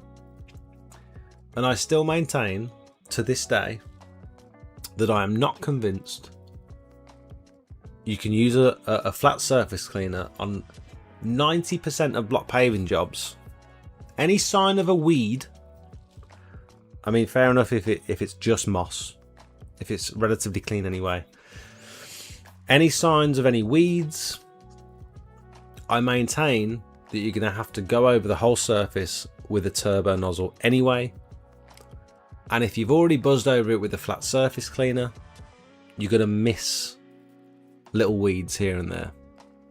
I think, in my opinion, it's much easier and quicker with block paving to go straight in there with the turbo nozzle, make loads of mess, but you can see where you've been and you're going to get all those weeds. You're not going to miss anything. If you buzz over the whole area with a flat surface cleaner, chemically treat it, everything looks clean, and you spot a few weeds as you're going over it with the turbo nozzle. You'll spot a few, but you'll miss a couple as well. And I maintain no one has yet to send me any footage of a weedy drive being properly cleaned with a flat surface cleaner where they haven't had to go back over it with a turbo nozzle. You're wasting time. If you're using a flat surface cleaner on block paving, you are wasting time. You've got to go back over it with a turbo. You might as well hit it with a turbo first. It's literally taking twice as much time, and it's costing you water, and it's costing you fuel. Hot take. There it is. That's my piece. Take it or leave it. Looks immaculate. Thanks, Jay. I shared a video using mine in the Discord. Yeah. Q fittings on everything saves time. Very true. Q fittings. Let's put that on. I'm just going to put it as an honourable mention. Q fittings. What's the techers with Rapid Flow? Got my first one in a few weeks. So, do you want to hear the goss? Do you want to hear the secret with Rapid Flow? Don't bother with a brush. Don't bother with a squeegee. It's not glamorous. Get a glove on. Get one of them nitrile gloves on. Get down on your hands and knees. Wet the surface first. Get down on your hands and knees and push it into the joints by hand. I wish I took a video the other day. We did 131 square meters of porcelain, and we did most of it. We did some of it with a brush, and then we come back the next day with a squeegee to finish the rest of it off with a squeegee. And no matter how wet you get it, no matter how good you are with a squeegee, no matter how many times you go back and forth over it, when you strike that joint, sometimes the joints ain't full, and you have to go back over it again and fill in those little holes, those little low spots where the striking tool hasn't quite made a perfect finish. Trust me, it seems like it's slower, it seems like it's not glamorous.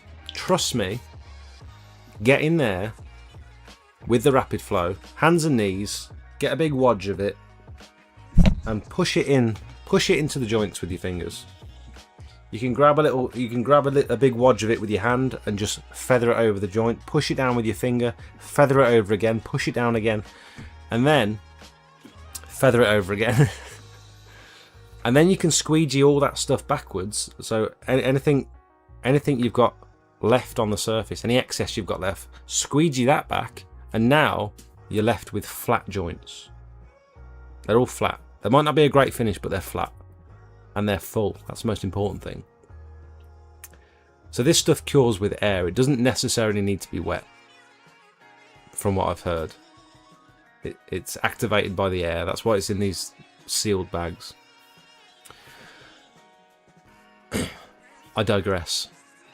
After you've squeegeed everything back and you got flat joints, you then go over it with the striking tool. So you've been on your hands and knees, they're full. You're not striking it with your finger, you're just compressing it with your finger and then putting more in. They're full. Once you've worked in maybe a couple of meters, you've worked in like a nice big section, strike the joints, and you'll notice a huge difference from the bit that you've used with the squeegee compared to the bit that you've done by hand. These joints, when you strike them, it's perfect. It's a perfect finish. And they're full. There's no gaps, no little pinholes anywhere. It's perfect. Strike the joints. Now you've got some excess that's flowed over the sides. It's only a little bit, depending on the size of the joint, depending on the size of the striking tool. You've got a little bit of excess on the face of the slabs. Don't brush it. Don't brush that excess, because you're going to brush it back into the joints. And some of them joints you're going to disturb with your brush. You're potentially going to fill them back up again, and now you're going to have uneven joints all over the patio. Don't brush the excess. Just strike it, leave it, walk away. Then, the trick is, you get the leaf blower out. Doesn't matter if it's wet. Doesn't matter if the surface is still wet. Doesn't matter if it's dry. Get your leaf blower out and leaf blow all that excess off. The joints stay perfectly where they are, and all that loose excess that you've struck out, you can just blow it away. And you can blow it towards that next section that you just started. So you've got even more excess material. It's not going to waste, you're blowing it to the next section. So you're just using that excess material and putting it back into the next part of the joints. It'll save you so much time, and it'll leave you with a perfect finish. Just get on your hands and knees. Don't be scared. It seems counterintuitive, and if they marketed it as a product that you need to use on your hands and knees, I don't think as many people would buy it. But trust me, it's the way forward. Trust me, bro. What were we talking about?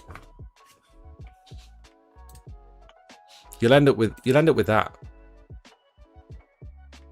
You can actually see on my bloody Moja video I posted the other day. I'm curious to know. Shush.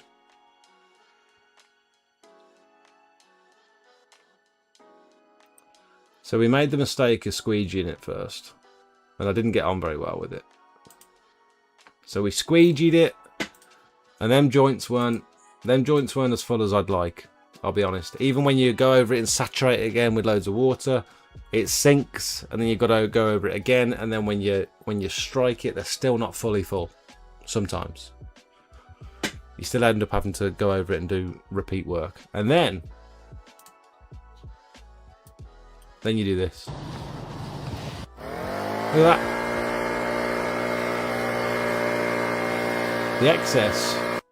The excess just disappears. Don't just do the joints, do the face of the slab as well, so you get rid of all that excess off the face of the slab. And then, if you really want to, which I would recommend, get a nice soft brush after the job's done. End of the day, job's done. Just run a soft brush back and forward over the whole surface. You don't need to do it, you don't need to be thorough with it. Just get all that loose. There might be a few little loose bits that are still on there, but you're not pushing them back into the joints, you're just floating it over the top. Give it a go, see what you think. Someone in Northampton would disagree. He uses them on block. What are you talking about, Hydro? What are you talking about? Block.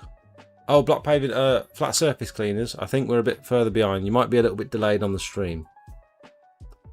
You might want to fast forward the stream to catch up. Or don't. It doesn't matter. It just means when you post something like that in chat, we've already spoken about that 10, 20 minutes ago. And now we're here. It's up to you. Right, next. Smouty's 9th top tip with some help from chat. Q fittings is a really good one. If you guys are interested to know what Q fittings are, if you don't already, scroll down on my YouTube page when I went to go and see Darren at PWS, because he explained to me and he upgraded some of our gear on, God, it was a while ago now. It was a really long time ago. Bloody hell. This one. My visit to PWS. Upgrades and technical chat. So he explained the difference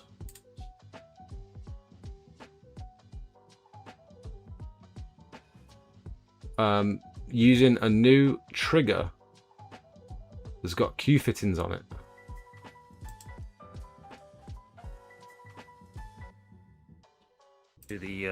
To the same as this. So they just pop off. Pop it out and put the X-Jet in there. One of these little Q fittings. And what these fittings do, so you need, obviously you need the appropriate trigger in order to swap them over. You'll also need additional lances, and you need to adapt not only the trigger, but you need to adapt all your other lances and stuff to accept the Q fitting. But what it means is, for those of you that haven't used a Q fitting before, you'll generally have to either use a ball valve at the end of your hose to turn the flow off, to swap over your lance or your trigger to use flat surface cleaner, for example, or you'll have to go back to your machine, turn your machine off, and then swap everything over and turn it back on again. The Q triggers and the Q fittings mean you don't have to do that. So you can just pop your lance off, pop your surface cleaner on, and crack on. You carry on, and it means you don't have to. You've not got much stopping time, which I think over the year that's going to save you the amount of times we're popping our triggers in and out, switching from a a turbo lance, over to a flat surface cleaner, over to a rinse lance, maybe over to an X-Jet. The amount of times we do that every day, if we had to stop, put the lance on the floor and go back to the pressure washer, turn it off, and then swap things over and go back and turn it back on again, we're saving so much time. That's a very good, I can't remember who said Q fittings, but very good suggestion. Very good indeed. Now, sounds like you need to use a grout float. You could use a grout float. I prefer my little fingy. I prefer pushing it in with my little fingy. But I don't want a fingy finish. I want a striker finish. You could use a finger finish. It's up to you. 9:15. 3 minutes behind. We're fine. We're flying. Now,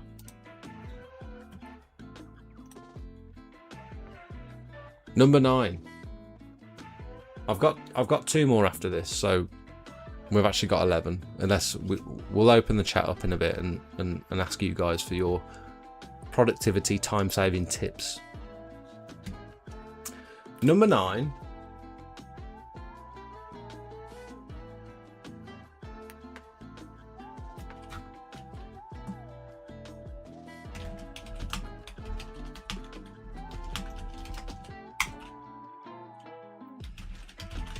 How else do you word that? It is what it is. Tell the customer beforehand that you need access to an outdoor tap, because this can make or break a job and it could cost you time. And also, it might cause the customer to open the garage for you beforehand, or allow you to gain access to a certain section inside the house where they've got their outdoor tap. The worst thing that you can do is arrive to a job that you've maybe quoted remotely, and you say, "Can I get to your outdoor tap, please?" And they say, "Oh, we haven't got an outdoor tap. Can you plug into the tap on the sink? Or we've got one in the garage, but it's right at the back, and there's loads of stuff in the garage. Or we've got one under the sink, but I need to clean out under the sink. Or can you pass it through the window and do that?" Like, it's such a faff, and it can make or break the time spent on the job. The other thing that goes along with that is testing the water pressure at the quoting stage. So ideally, as I always say, I'd recommend, if you're just starting, as often as possible, even if you're not just starting, even if you're a veteran and you're struggling for work and you're struggling to win your quotes or whatever it might be, visit your quotes in person, meet the customer, have a walk around and try and impress them with either your knowledge or your professionalism. It's going to win you more work than if you were to just send a quick and dirty quote remotely. And it gives you the opportunity to check things like drainage, which can, again, be a massive time sink on a job where you've got drainage issues. And the other one is, if you've got a little flow meter, they're so cheap, there's no excuse not to have one of these in the van. Flow meter. Grab yourself one of these. Amazon. How much are they? 20 quid. You can get them for even less than that. But plug this onto the customer's tap. You can get the ones with the quick release fittings, and it'll tell you how many litres per minute the customer's tap's outputting, and that'll give you a great indication as to whether you're going to lose any time on that job or not. If it's reading anything less than about 13 litres per minute, chances are most of you guys with bigger machines are going to struggle to keep your tanks topped up. Anything sort of, 15 litres and above is pretty good, really. And if you've got like a 250 litre buffer tank, you're going to be absolutely fine. You're probably not going to have to stop. But as soon as that customer gives you any indication that access to water might be an issue, or the drains might be an issue, it's a good idea to ask things like, has this drain ever flooded? This bit that goes, the driveway's pointing down towards the house, and you've got that ACO drain at the bottom. Is that a proper drain, or is it just a soak away? Is it ever flooded? You know, in the heavy rain, is it ever flooded? Any indication that there's been any sort of flooding issue, chances are when you put, you know, 1,000 litres of water down on the driveway, chances are it's going to flood for you too. So little things like that, setting the customer up beforehand, is going to save you a lot of time on the day. Inside taps are a pain. Luckily, only had one. Yeah, and it means you have to get all those different adapters for different taps and stuff, and it can be an absolute nightmare. It can indeed. And they never stay on properly. They always spring little leaks. I always have to tell the customer, can you just like check that every 5 to 10 minutes, just check that it's not leaking, because if we accidentally pull on the hose or whatever and it sort of misaligns that little tap adapter, starts spraying out in their kitchen and causing loads of water damage. It's never happened, but I've got visions of it happening. And then you're carrying dirty hoses through the house. Anytime you have to go in the customer's house or take equipment or hoses through the customer's house, absolute nightmare. Changes the job completely. We had to go through the customer's house and climb up 2 sets of stairs to get on the roof today.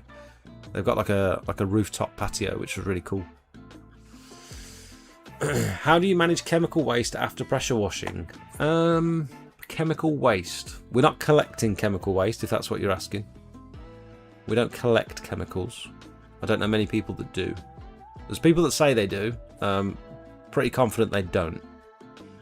There's always... generally it just gets diluted.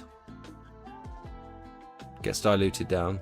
I've heard of some people like capturing biocide from downpipes. So they'll put like a sleeve on the end of the downpipe after they've biocided a roof, and it goes all back inside a container. That's like I'd just divert it off into like a gravelled area. So like, what do you do with the pre-wash solution mixed with the water? Sorry if I wasn't specific. The pre-wash solution mixed with the water. I'm not sure I know what you mean. The pre-wash solution mixed with the water. I'm not sure I know what you mean. Jet Ready says he catches it. He catches the chemical runoff. Are you talking about like roof cleaning biocide, or are you talking about hypo as well? And like things like if you're doing oil stain removal and you're using a bit of Synergy on the driveway, or if you're using some TFR on some faces and soffits and stuff, like there's people out there that are capturing that runoff. I would be... It's just totally unrealistic. If you're doing volume, if you're doing a high volume of work, it's unrealistic. Whether or not it's... I'm not arguing whether or not it's the right thing to do. One, you're not going to capture all the runoff. It's just not going to happen. So what's the point? And two, it's just unrealistic. It's not feasible. And then what do you do with all those containers of runoff? Yeah, I don't know. Don't know about that. Right then. 2 more coming up. 2 more big ones that I think will change someone's entire workflow if they were to implement these 2 things. And the reason I'm leaving them till the end is because they are the 2 most expensive things that you can do in exterior cleaning, but they are the 2 things that are going to save you the most time. First one being a van mounted rig. And I'm sure there's going to be loads of you in the chat that have switched over from a mobile rig where you're, taking it in and out the van, you're wheeling it around the customer's property, you're setting it up in different areas, and then they've switched from that to a van mounted rig. And I'm sure anyone that's done that can attest, is that the word? Attest to the fact that it speeds up every single job. Again, going back to Alex's point earlier, if you can arrive with some water already in your buffer tank, and if you don't have to deal with pulling your machine out the van and pulling your hose reel out the van and having to set all that buffer tank up every single time you start the job and then disassemble all that equipment at the end of the job, it's got to be 5 to 10 minutes at the beginning and end of each job, hasn't it? Every single job. 5 to 10 minutes. Huge cost, huge time saving by investing in a van mounted rig. And I reckon if you've already got a pressure washing setup that can be converted to a van mounted rig for £1,000, £1,500 maybe. So a frame. I know PWS do a lot of frames where you can go in. They've already got them on the shelf, pre-made. Here's my machine. Can you adapt that so that it fits your frame, your tank?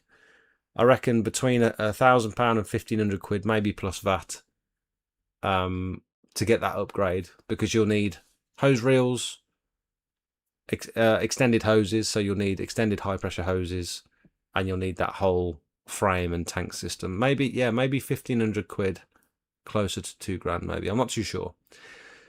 Or if you were to make that jump from scratch, if you either can't use your current equipment, or you're purchasing it from the very start of the business, if you're going to invest a bit of money and go for that sort of equipment straight off the bat, I reckon you're spending £5,000 to £6,000 on a decent van mounted setup. So big investment, whichever way you look at it, but the time saving, if you value your time at all, it'll be one of the earliest investments I would probably make. I think even from, let me do a little poll in the chat, because I'm interested to know what you guys think. Would you go 15 LPM, liters per minute, to 21?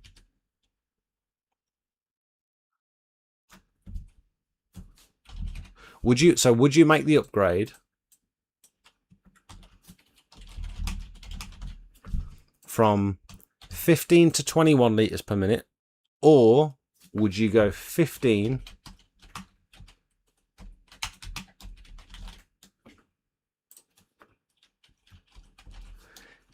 litre per minute machine to a 15 litre per minute van mount?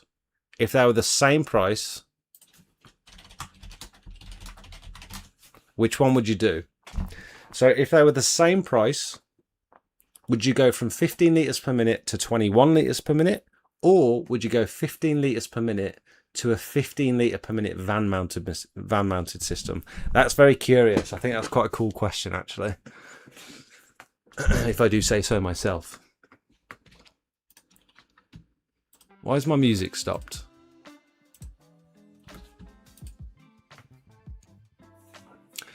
Daz says, I catch the biocide runoff from roof treatments and then treat the customer's driveway or patio as a freebie. How are you, what are you running it through, Daz? So all that biocide runoff, there's going to be stuff on the roof. Whether you've pressure washed, whether you've scraped the roof, there's going to be little bits of moss and crap that you haven't managed to clear out the gutters. There's going to be little bits of sand and residue, whatever it might be. That's all going to run off the roof into the gutters, and then you're catching that into what? You're catching it into like a container. How are you then reapplying that? Are you running it through some sort of filter first before you put it into like a... You brush it on, saves me from having to get rid of it. So you brush it on from a bucket. So you've got all that biocide that you've now poured into a bucket, and you're dipping a brush and brushing it onto like a driveway. That's I don't know. I'd rather just pour it into some stones, personally. I would argue that spine saving is worth more than time saving. Fair enough.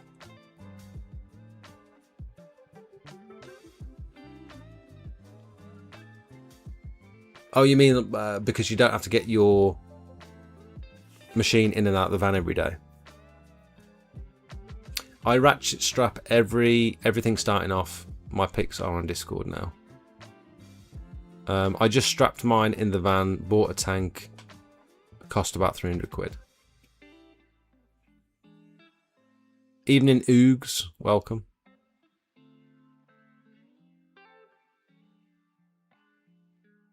The van mount is an absolute necessity. It looks professional and you can complete work with more efficiency. 100%.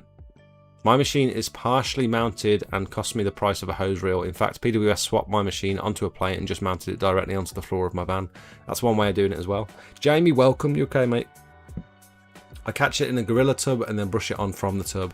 That is interesting, man. I'm not sure that's something that I would bother with, to be honest. 11 votes. And would you believe it? We've got almost a 50-50 split.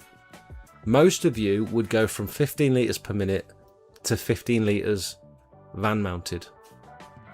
Whereas 45% of you would go from 15 to 21. 15 to 21 and then mount it myself with stainless steel heavy duty frame. That wasn't an option, Tintins. You're not allowed to do that. Interesting. I think I agree. I think I'd go 15 to 15 van mounted. I think I would. So, not too controversial, but costly. Very costly to go van mounted. But I think personally, out of all the investments I would make in my pressure washing business, I think going van mounted as early as possible with a decent machine is a good idea. Now, the next one on the list, before I open it up to the floor, the next one on the list, again, very expensive, big investment in both time and money.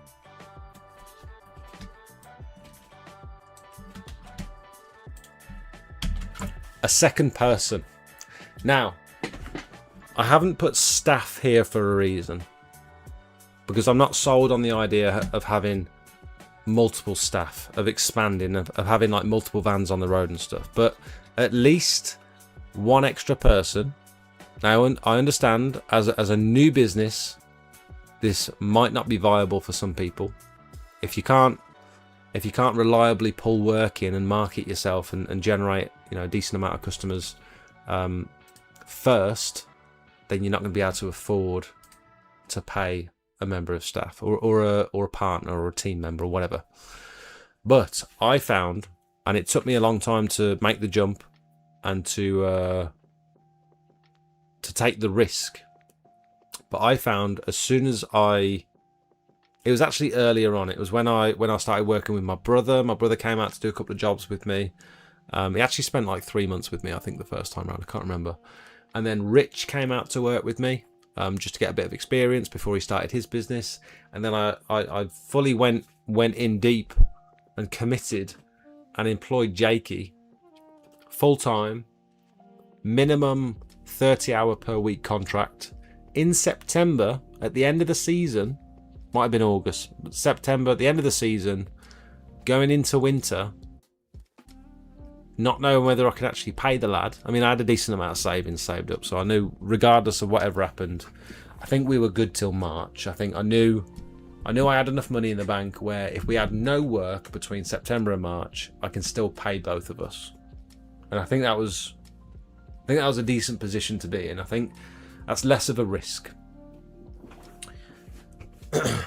I didn't realise how much having one extra team member who's actually competent and someone who's going to work hard and isn't going to cost me loads of mistakes and callbacks and all that sort of stuff. They're actually invested in the work.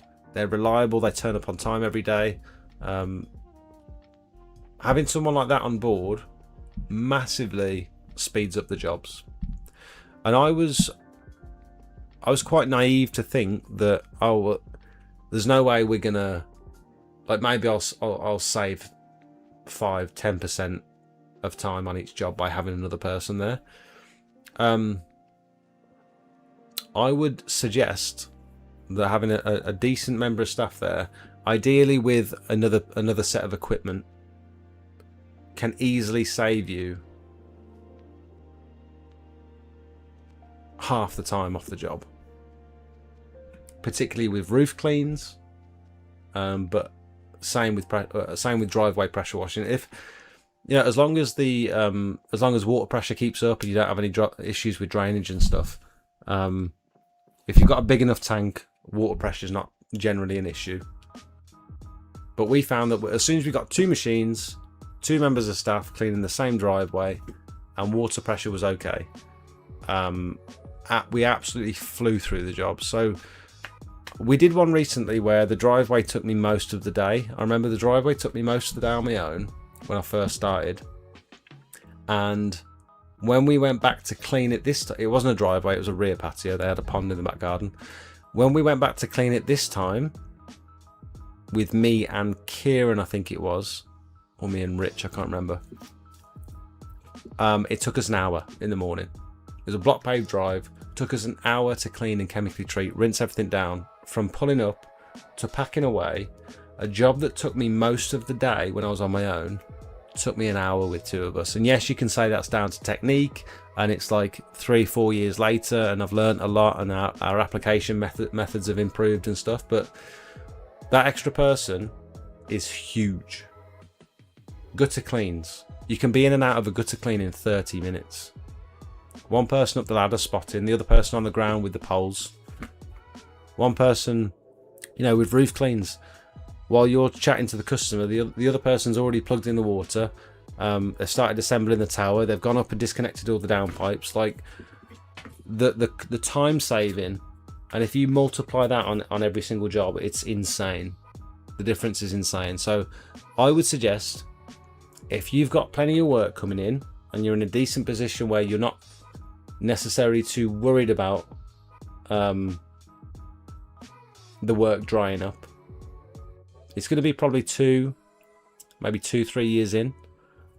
If you're a decently established business, you got some savings behind you, and the work's flowing in to the point where you're having to book people in multiple months in advance. Anything over a month, if you're maintaining a diary where you're booking people anywhere over a month in advance, I think you can now afford to employ that second person. And I would take care of them, and if they do a good job, pay them well, and look after them. You don't want to risk that person leaving in 6 months' time because they're feeling like they're not being valued enough, or they're underpaid, or whatever it might be. Just look after them. If they're enabling you, instead of just doing 1 driveway a day, if they're enabling you to do 3, they should be adequately compensated for that, I think.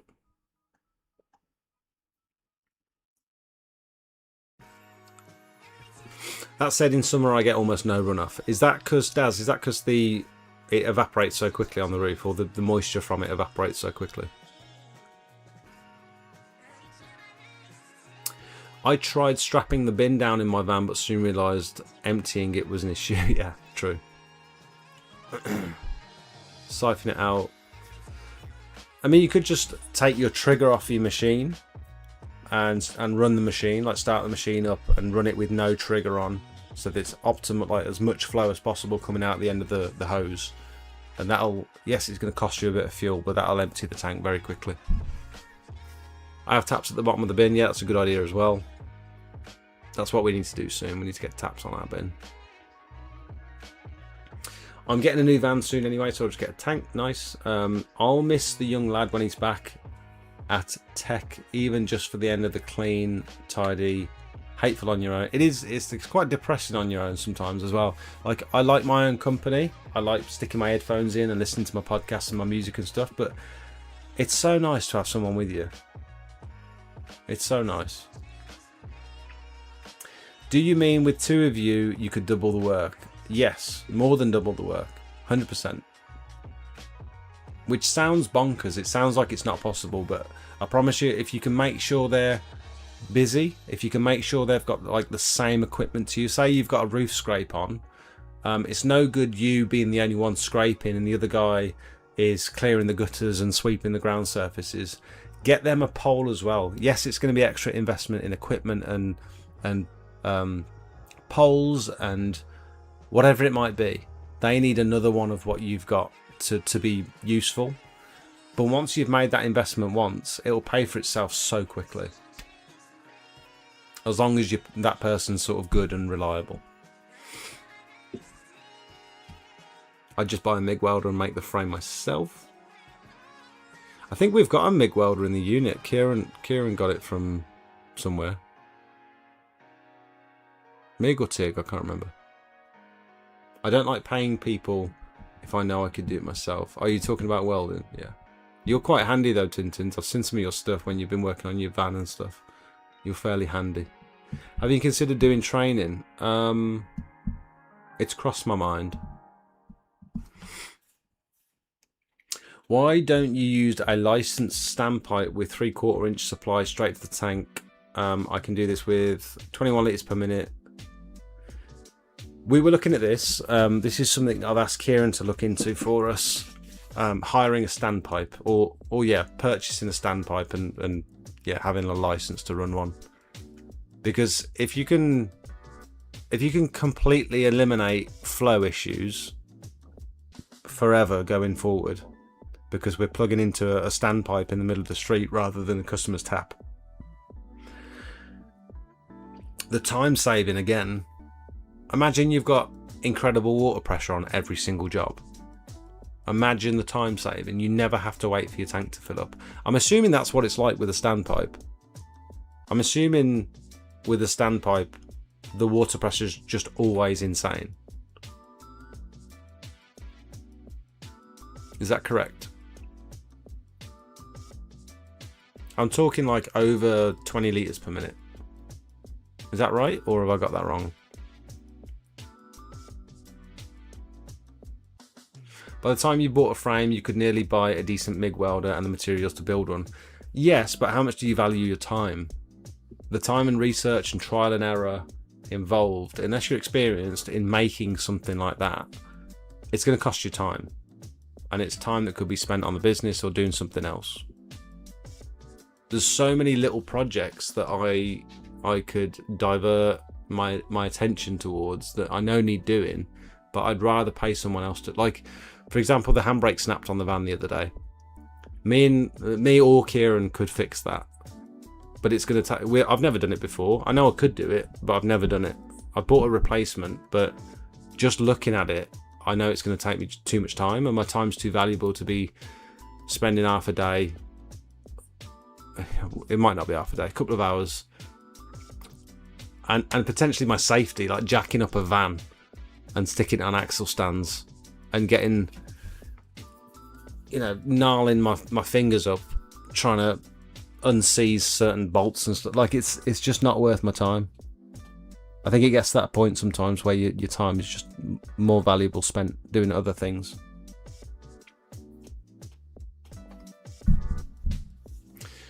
Do it, my friend. I have 6 vans on the road worth £800 per year. Each van, yes, water pressure is 35 to 45 litres per minute with a 500 litre buffer tank. You can't go wrong. You've got 6 vans on the road. It's £800 per year for each van. £800 a year for each van. That's more than I expected. 800 quid a year per van just on the standpipe license. 4,800 quid all in. That seems like a lot. I don't know if you've taken me back there, to be honest. That seems like more than it should be. 7 Trent standpipe rental is £69 per week for a 40mm standpipe, plus water usage charge at £2 per cubic meter, plus VAT. That seems like a lot more than I expected, actually. I mean, do you have to rent the standpipe, or can you purchase one? Because you can buy them. You can buy a standpipe. I'm sure you can buy it off Amazon. Why is it so much? Because you don't pay that. You don't pay £2.55 plus VAT per cubic meter when you're running water in your house, do you? How much is a cubic meter of water? How many litres is that?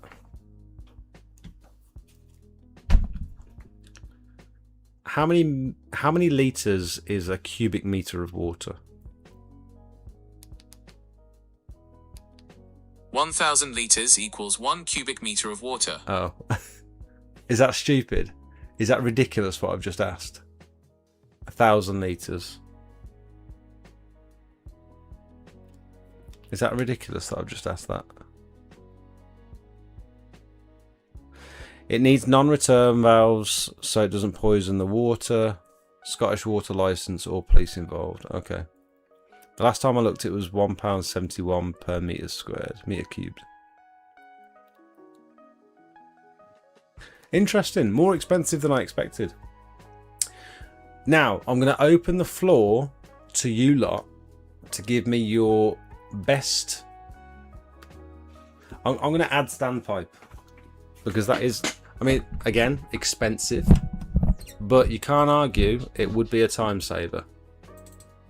So for you guys in the chat, I'm going to open the floor for you to let me know your best money... sorry, not money saving tips. Your best time saving tips, productivity hacks, efficiency things. What did you say? Standpipe.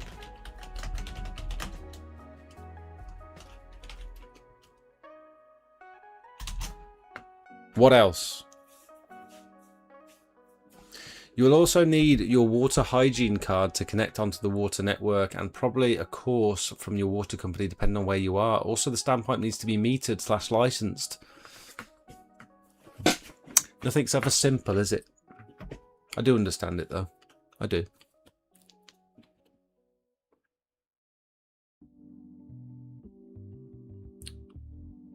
Pop them in the chat, won't you? Productivity tips for the boys.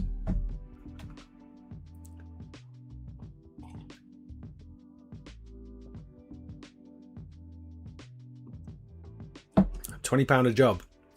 Tintins, I'm not sure that's worth it. Again, yeah, time is money, I understand that, but 20 quid a job, you could price it into each job. I'm not sure it's worth it. Water supply is everything, my friend up here in Scotland, serving over 100 new building sites. Barratt, Bellway, Persimmon, etc.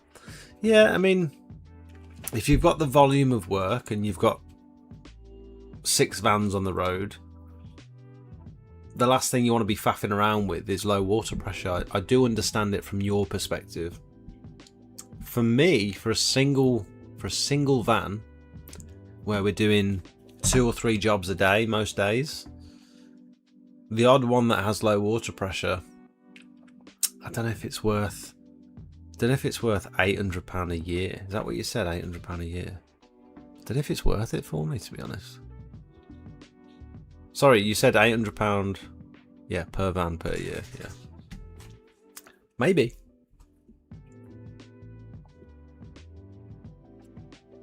And chloros to disinfect the fittings. What are chloros? I've never heard of that before. What is a chloro?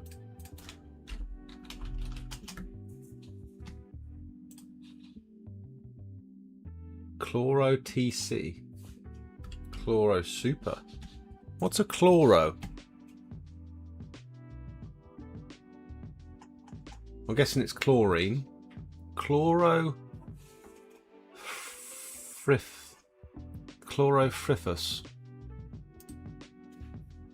You hot? You can take the fan if you need it. You sure? You're pregnant? You just realised. I don't know if these guys know. Do you guys know that Soph's pregnant? Come and show them your belly. Oh. I'm joking. She's got no clothes on. Come on, come and show.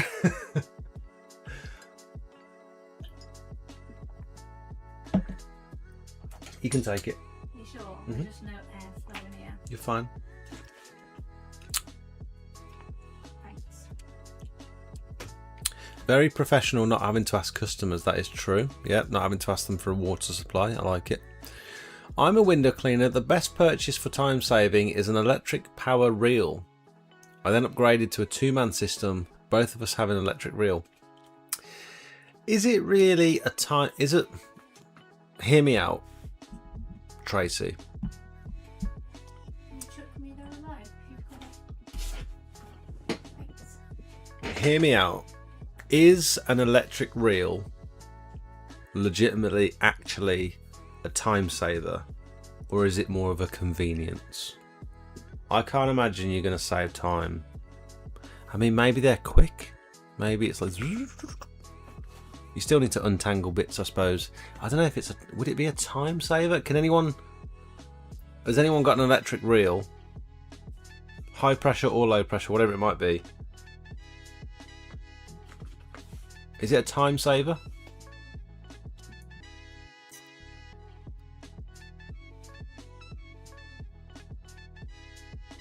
Max flow, no extra hoses running from the house. Yep, very true.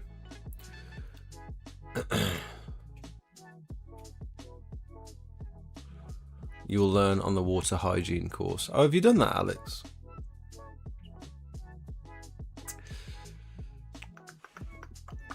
Okay. 2 to 3 cloth filters for your gutter vac instead of just the one. Now, again, Kevin, is this a time saver? Or is this a maintenance thing? Because in my experience, replacing one of those cloth filters is not a quick job. If anything, it's going to cost me time, in my opinion, in my experience personally.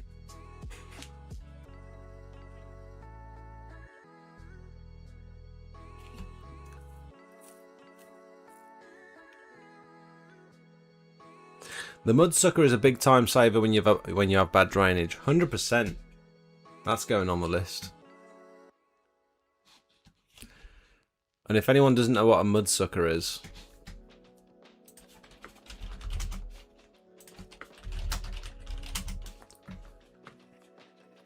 this little baby. So you plug your pressure washer in onto the end of the lance. You put the end of this nozzle into the flood. So if you've got loads of backed up drainage, or you've got a blocked drain, or you've just got an area where there's loads of pooling water, and even you've tried brushing it away and it just ends up back in the same spot, and it's just costing you so much time because you can't get rid of the drain, you can't get rid of the water, you can't leave it like that. You just, pull the trigger and it redirects all the water down like a 5 or 10 meter hose into somewhere else on the property, either over the fence or down a drain. Sometimes the drains are in like the most inconvenient spot. It's like the drain ends up being on the highest point of the patio, which is ridiculous. But I agree, Mudsucker is a good one, so we'll add that to the list.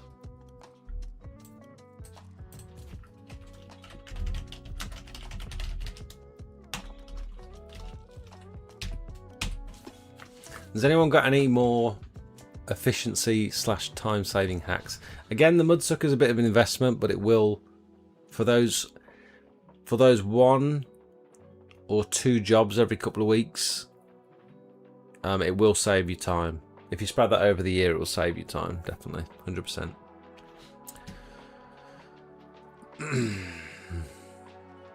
Severn Trent offer a free online Calm network training course. I hope Alex has. Yes, mate, work for the water board. I work for the water board. Oh, there you go. I didn't know that. Did I know that? I don't think I did. 15 meter hoses for air compressor style with claw fittings heavy. We carry 5 in each van. Great for water supply. Okay. For air compressors. Regarding the electric reels, 100% really quick. Nearly pulls my arm off the socket when it stops. Plus you're saving your own energy. It goes like 100 miles an hour, saves using your energy so you can continue window cleaning. We'll put it on the list. We'll put it on the list if you say it's saving you time. Electric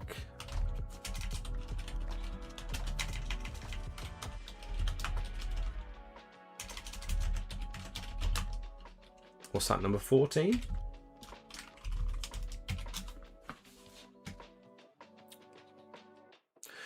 Mudsuckers are a great bit of kit. Venturi effect, good for water transfer also. Yep, Some people have got those submersible pumps, haven't they? Like those. They're not called mud pumps. What are they called? They're like dirty water pumps or something. Literally just drop them into. It's got like a float. When the float activates, it starts sucking. Sometimes people have them inside their drainage systems to redirect the water, which is quite scary if it fails. But a standpipe would be good if you were doing pathways around town where there's no water access. Very true. Yeah, it's good to. I suppose it's good to have that option. Yeah. They're 30 quid on AliExpress. No pole, but not required. Sam, what are you talking about? Sump pump. That was it. Trash pump. Yep. Thank you. Thank you, Matt. Only problem with the Rutland Mudsucker is it's massive, not ideal for a small van. Brilliant bit of kit though. Yeah, and I'm looking at the end of that, thinking the one that we use, the cheaper one that we use, you can't get it into an ACO drain. They're just slightly too wide to fit into an ACO. If they were just made a little bit smaller diameter, they'd go. You'd be able to get it into like waste pipes and ACO drains and all sorts. It'd be so much better. This one looks massive, doesn't it? But I bet it does the job. Multiple size brushes on the van. Takes ages doing big brush job with little brush. Yeah. I'm not sure. I think that's. I'm not sure that makes the list. I know what you're saying. Multiple brushes. Yeah, so when you're resanding and stuff, you use the big brush for the big areas and like a smaller brush to go around the edges. Yeah, I mean, I think that's more of a convenience thing rather than a time saver, but I understand what you're saying. I do.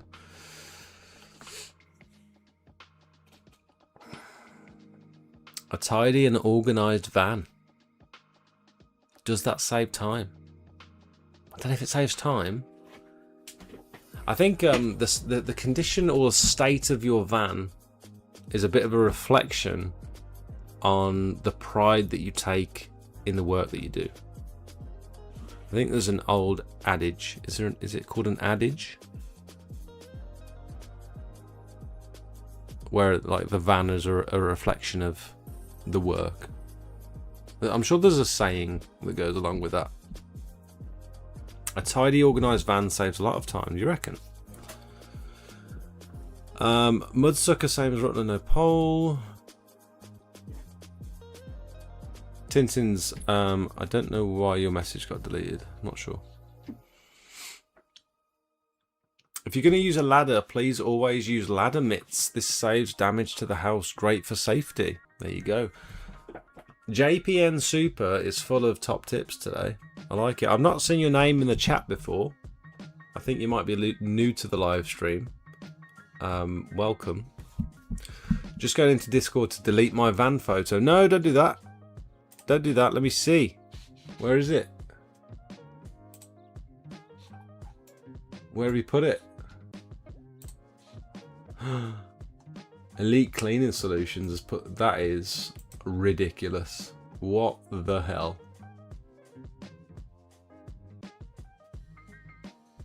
That's crazy. Look, again, the fuel can's on the piss. Even the fuel can can't stand up straight. You've got a hose reel up there. You've got hose wrapped up there. You've got hose wrapped up there. You've got a hose reel down here that's not wrapped up because you couldn't be arsed. That is... You've got more hose down here. You've got another hose there. That is... There's more hose back there as well. And there. Crazy, mate.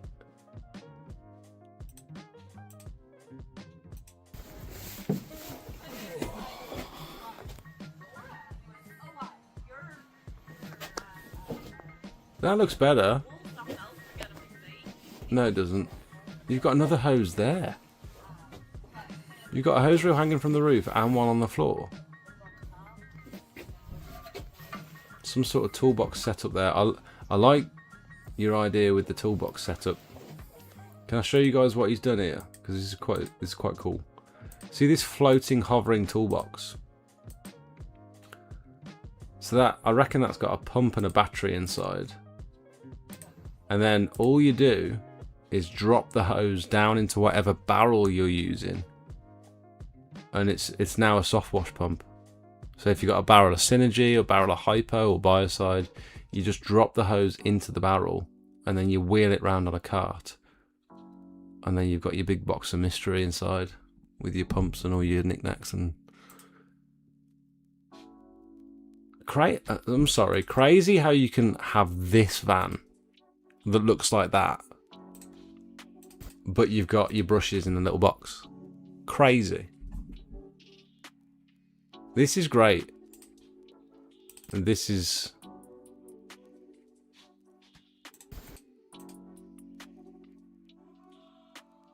You've got a hose reel here, and you've got a hose reel there.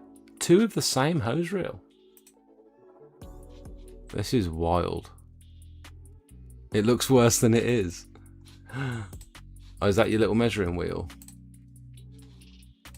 Is that a measuring wheel there? I don't know how to use a measuring wheel. I'm assuming you can measure straight lines in it, but you can't measure like...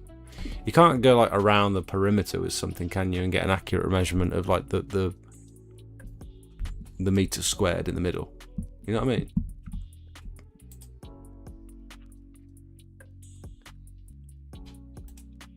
You've got a floating... What's these called? Cable reel.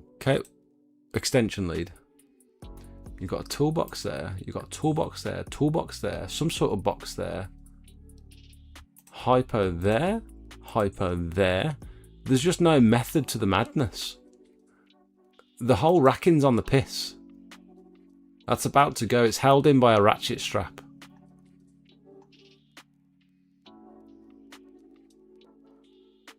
I think there's a flat surface cleaner hidden behind there. I see the handles. This is crazy. You got another jerry can there. So you've got the jerry can here, and you've got another one over here. You've got like two of everything for no reason. You got 10 toolboxes, 2 jerry cans on opposite sides of the van, 2 big jugs of hypo on opposite sides of the van, 9 hose reels, 12 ladders, and a trailer. You know, if you tidied your van, if you add some kind of method to your madness, you'd get that scaffolding in easy.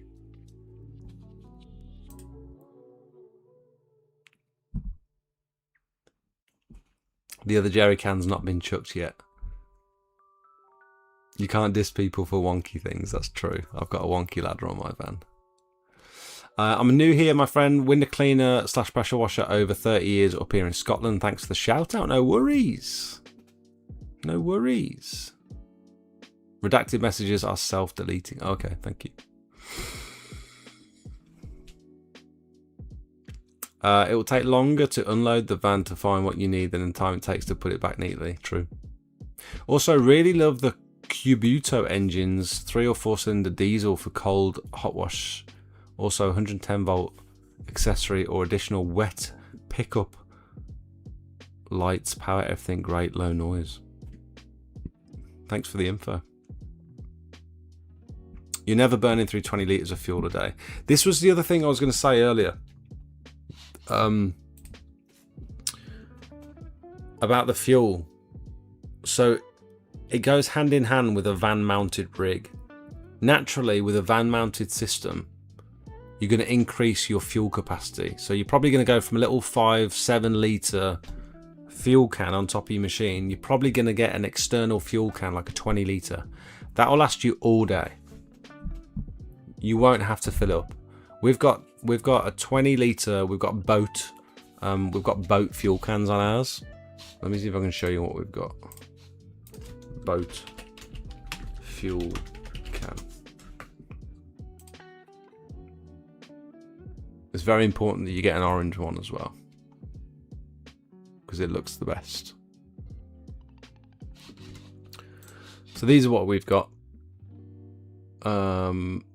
Specifically, I think we've got these. That big one. Oh, we've got I guess we've got a 22. Yeah, I think we've got 22s. And we can, sometimes we'll go like 2 or 3 days without fueling up. Just doing little farty jobs here and there. But on the bigger jobs, these are easily lasting. Because we've got 2 machines, 2 fuel tanks, 22 litres, easily lasting all day. Easily. Very rare that we run out of fuel unless we've messed up somehow. Never heard of a dirt driver. Maybe spoke by Nigel down in Bristol. What's a dirt driver?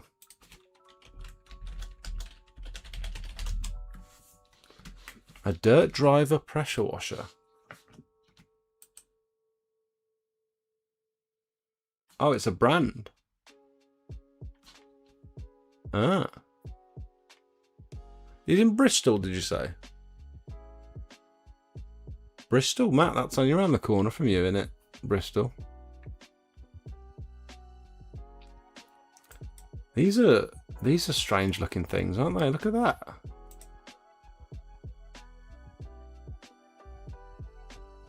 I don't dislike them. It's just curious. I've not seen anything like it before. Bulldog. What the hell is a bulldog? Oh, that's a little electric thing. Cold water electric. That's pretty cool. I like the container. Keep it all nice and clean, brand new looking. I like that. That's quite nice. Stainless cold water pressure washer, electric, petrol. It seems like all or nothing. It's got like little electric ones, or just massive petrol powered ones, or diesel. Petrol cold water DPMX. Look at the van mounts. Okay. Check my personal message on Discord when you get off stream, please, Dave. Will do. Will do. Technical data sheets. No prices. No prices. By the looks of things. Nice website. I'd love to see some prices. Unless I'm being stupid. I like the way it's laid out here. So you can see exactly what you're getting. Why don't more people do this? Why don't more people create a grid like this? The name of the product, and then the spec, flow rate, pressure, horsepower, price, and then just have like a tier list, and it, you know what I mean? That seems like really easily readable to me. Now I know quickly which one I need, rather than having to go through like 10 different listings comparing different products. I understand when you've got different brands of pumps and stuff, that can get a little bit technical, but you could just put the brand of pump in here. Okay, it's got a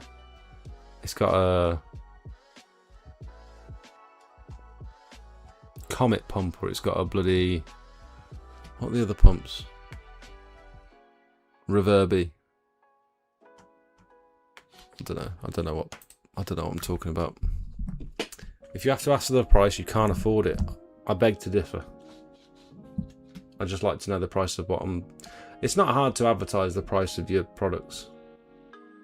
You shouldn't have to phone for a price. Maybe they're just like ultra custom. Van pack, slow speed. What does that mean? Van mounted, fuel driven, cold or hot water. I like these little icons as well. These are easily, again, very readable. Plenty of pictures, very readable. Nice list of specs. This is a great way to advertise a machine. If only there was a price. I guess where to buy. I guess they don't sell direct. Do they go through like a... It's like Nexus, isn't it? They go through suppliers maybe. Nigel Taylor. Nigel from H2O Restorations. Unbelievable customer service. Wow. I wonder how recent that was, because I don't think they... I'm not sure they use this sort of equipment anymore. They've gone to Briggs and Stratton.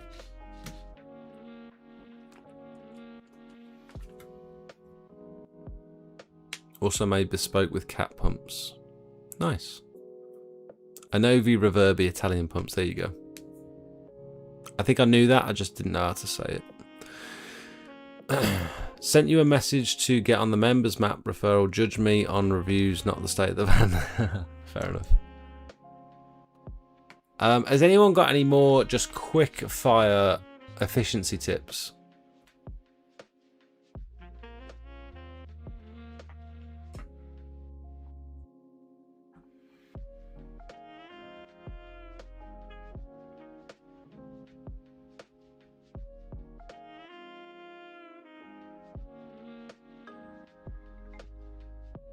What's the WJA?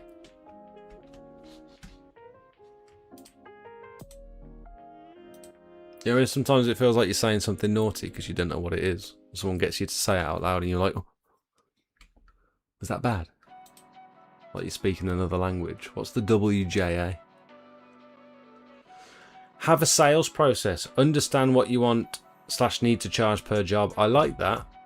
Like a price list / sales process. Can I add price list there? Sort of touching on some of the stuff we spoke about last week. Sales process / price list, or price. It's not a price list. It's more of like a price structure. Makes it quick and easy to do quotes rather than having to faff around or guess, or do like a separate body of research for every single quote. You've already sort of, it's just, that's how much we charge per whatever. Water Jetting Association. What the hell is that? Let me guess, you have to pay to be a member per month. To be part of an association.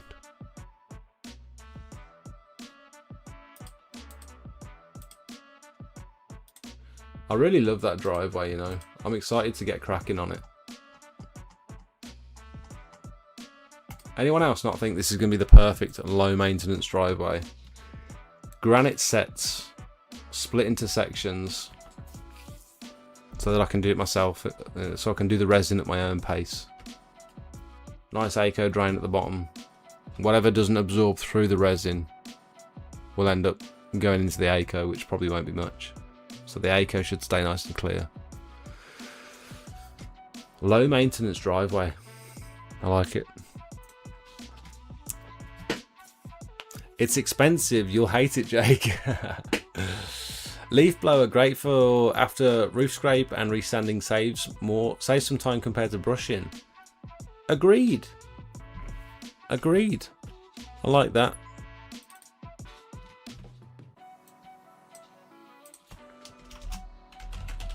Leaf blower.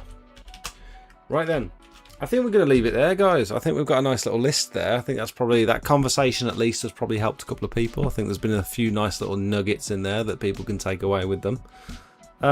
Thank you so much for watching. If you haven't already, we have an amazing community in the Discord. A lot of you guys that are already watching the live stream are already part of the Discord. But if you guys need help with quotes and pricing, look what my customer sent me today. Look, I quoted 225 quid for a gutter vac, and he said let's call it 300. That's never happened before. The customer's like upsold himself. Never ever happened. What a legend. But we help you out with your quotes and your pricing if you've got quite a complicated job, or if you've just started and you don't know where to begin with quotes and pricing. We can talk about marketing, accounting, chemicals. We've got different service chat. We've got different chat rooms for each different service area. So if you do repointing, we've got like a whole specific chat for repointing work if you've got any questions. And we've also recently, Tom from Nexus has recently joined the Discord as well. So direct help from an industry supplier and a professional who can help you out with any questions you've got about repointing. We've also got Nigel and Smart Seal in here to help out with anything to do with sealing. Amazing resource to have, to have direct access to inside the Discord. We've got a roof cleaning chat. We've got Ben from Rutland Pumps in the Discord. We've got Daz from PWS, and we've got a separate section for like ask a supplier. So if you've got specific questions for suppliers, they'll get back to you like fairly quickly. We've got Shay from NiClean in here as well. Julia from Gutter Vacuum Systems. Tom from CleanLink. So it's like direct access to suppliers and industry professionals, which I think is great.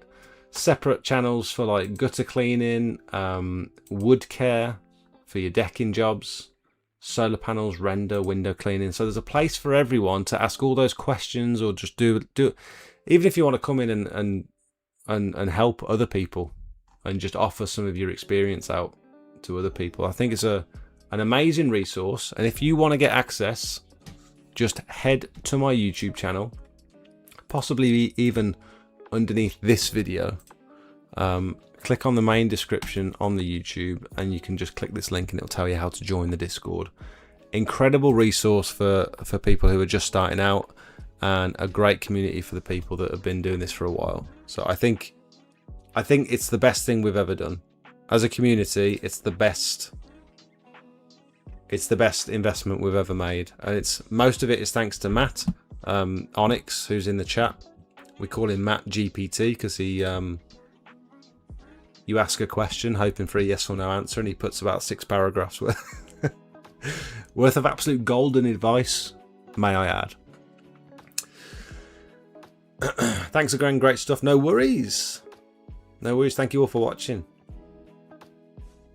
Need a best customer scran channel. We do need a food channel, don't we? Maybe we'll add a food channel. That'd be fun. Maybe we'll do that. So close to clicking general chat, but didn't. Let me click general chat. What's going on in general chat? I can see I've been mentioned here. Biggest wodge ever. Grab the biggest wodge ever. Feather it over the joint like an angel tickling it. Push hard with your finger. Feather again. Push again. One more feather just for fun. Then squeegee until it begs for mercy. What the hell have you created, Tintins? That's the worst use of AI I've ever seen. Anyway, thank you guys so much for watching. We'd love to have you in the Discord. Enjoy the rest of your week, and I'll see you again 7:30 Monday night next week. And hopefully there'll be a video next week as well. A really, really good video next week. Not trying to get your expectations too high, but be there or be square. Thank you guys.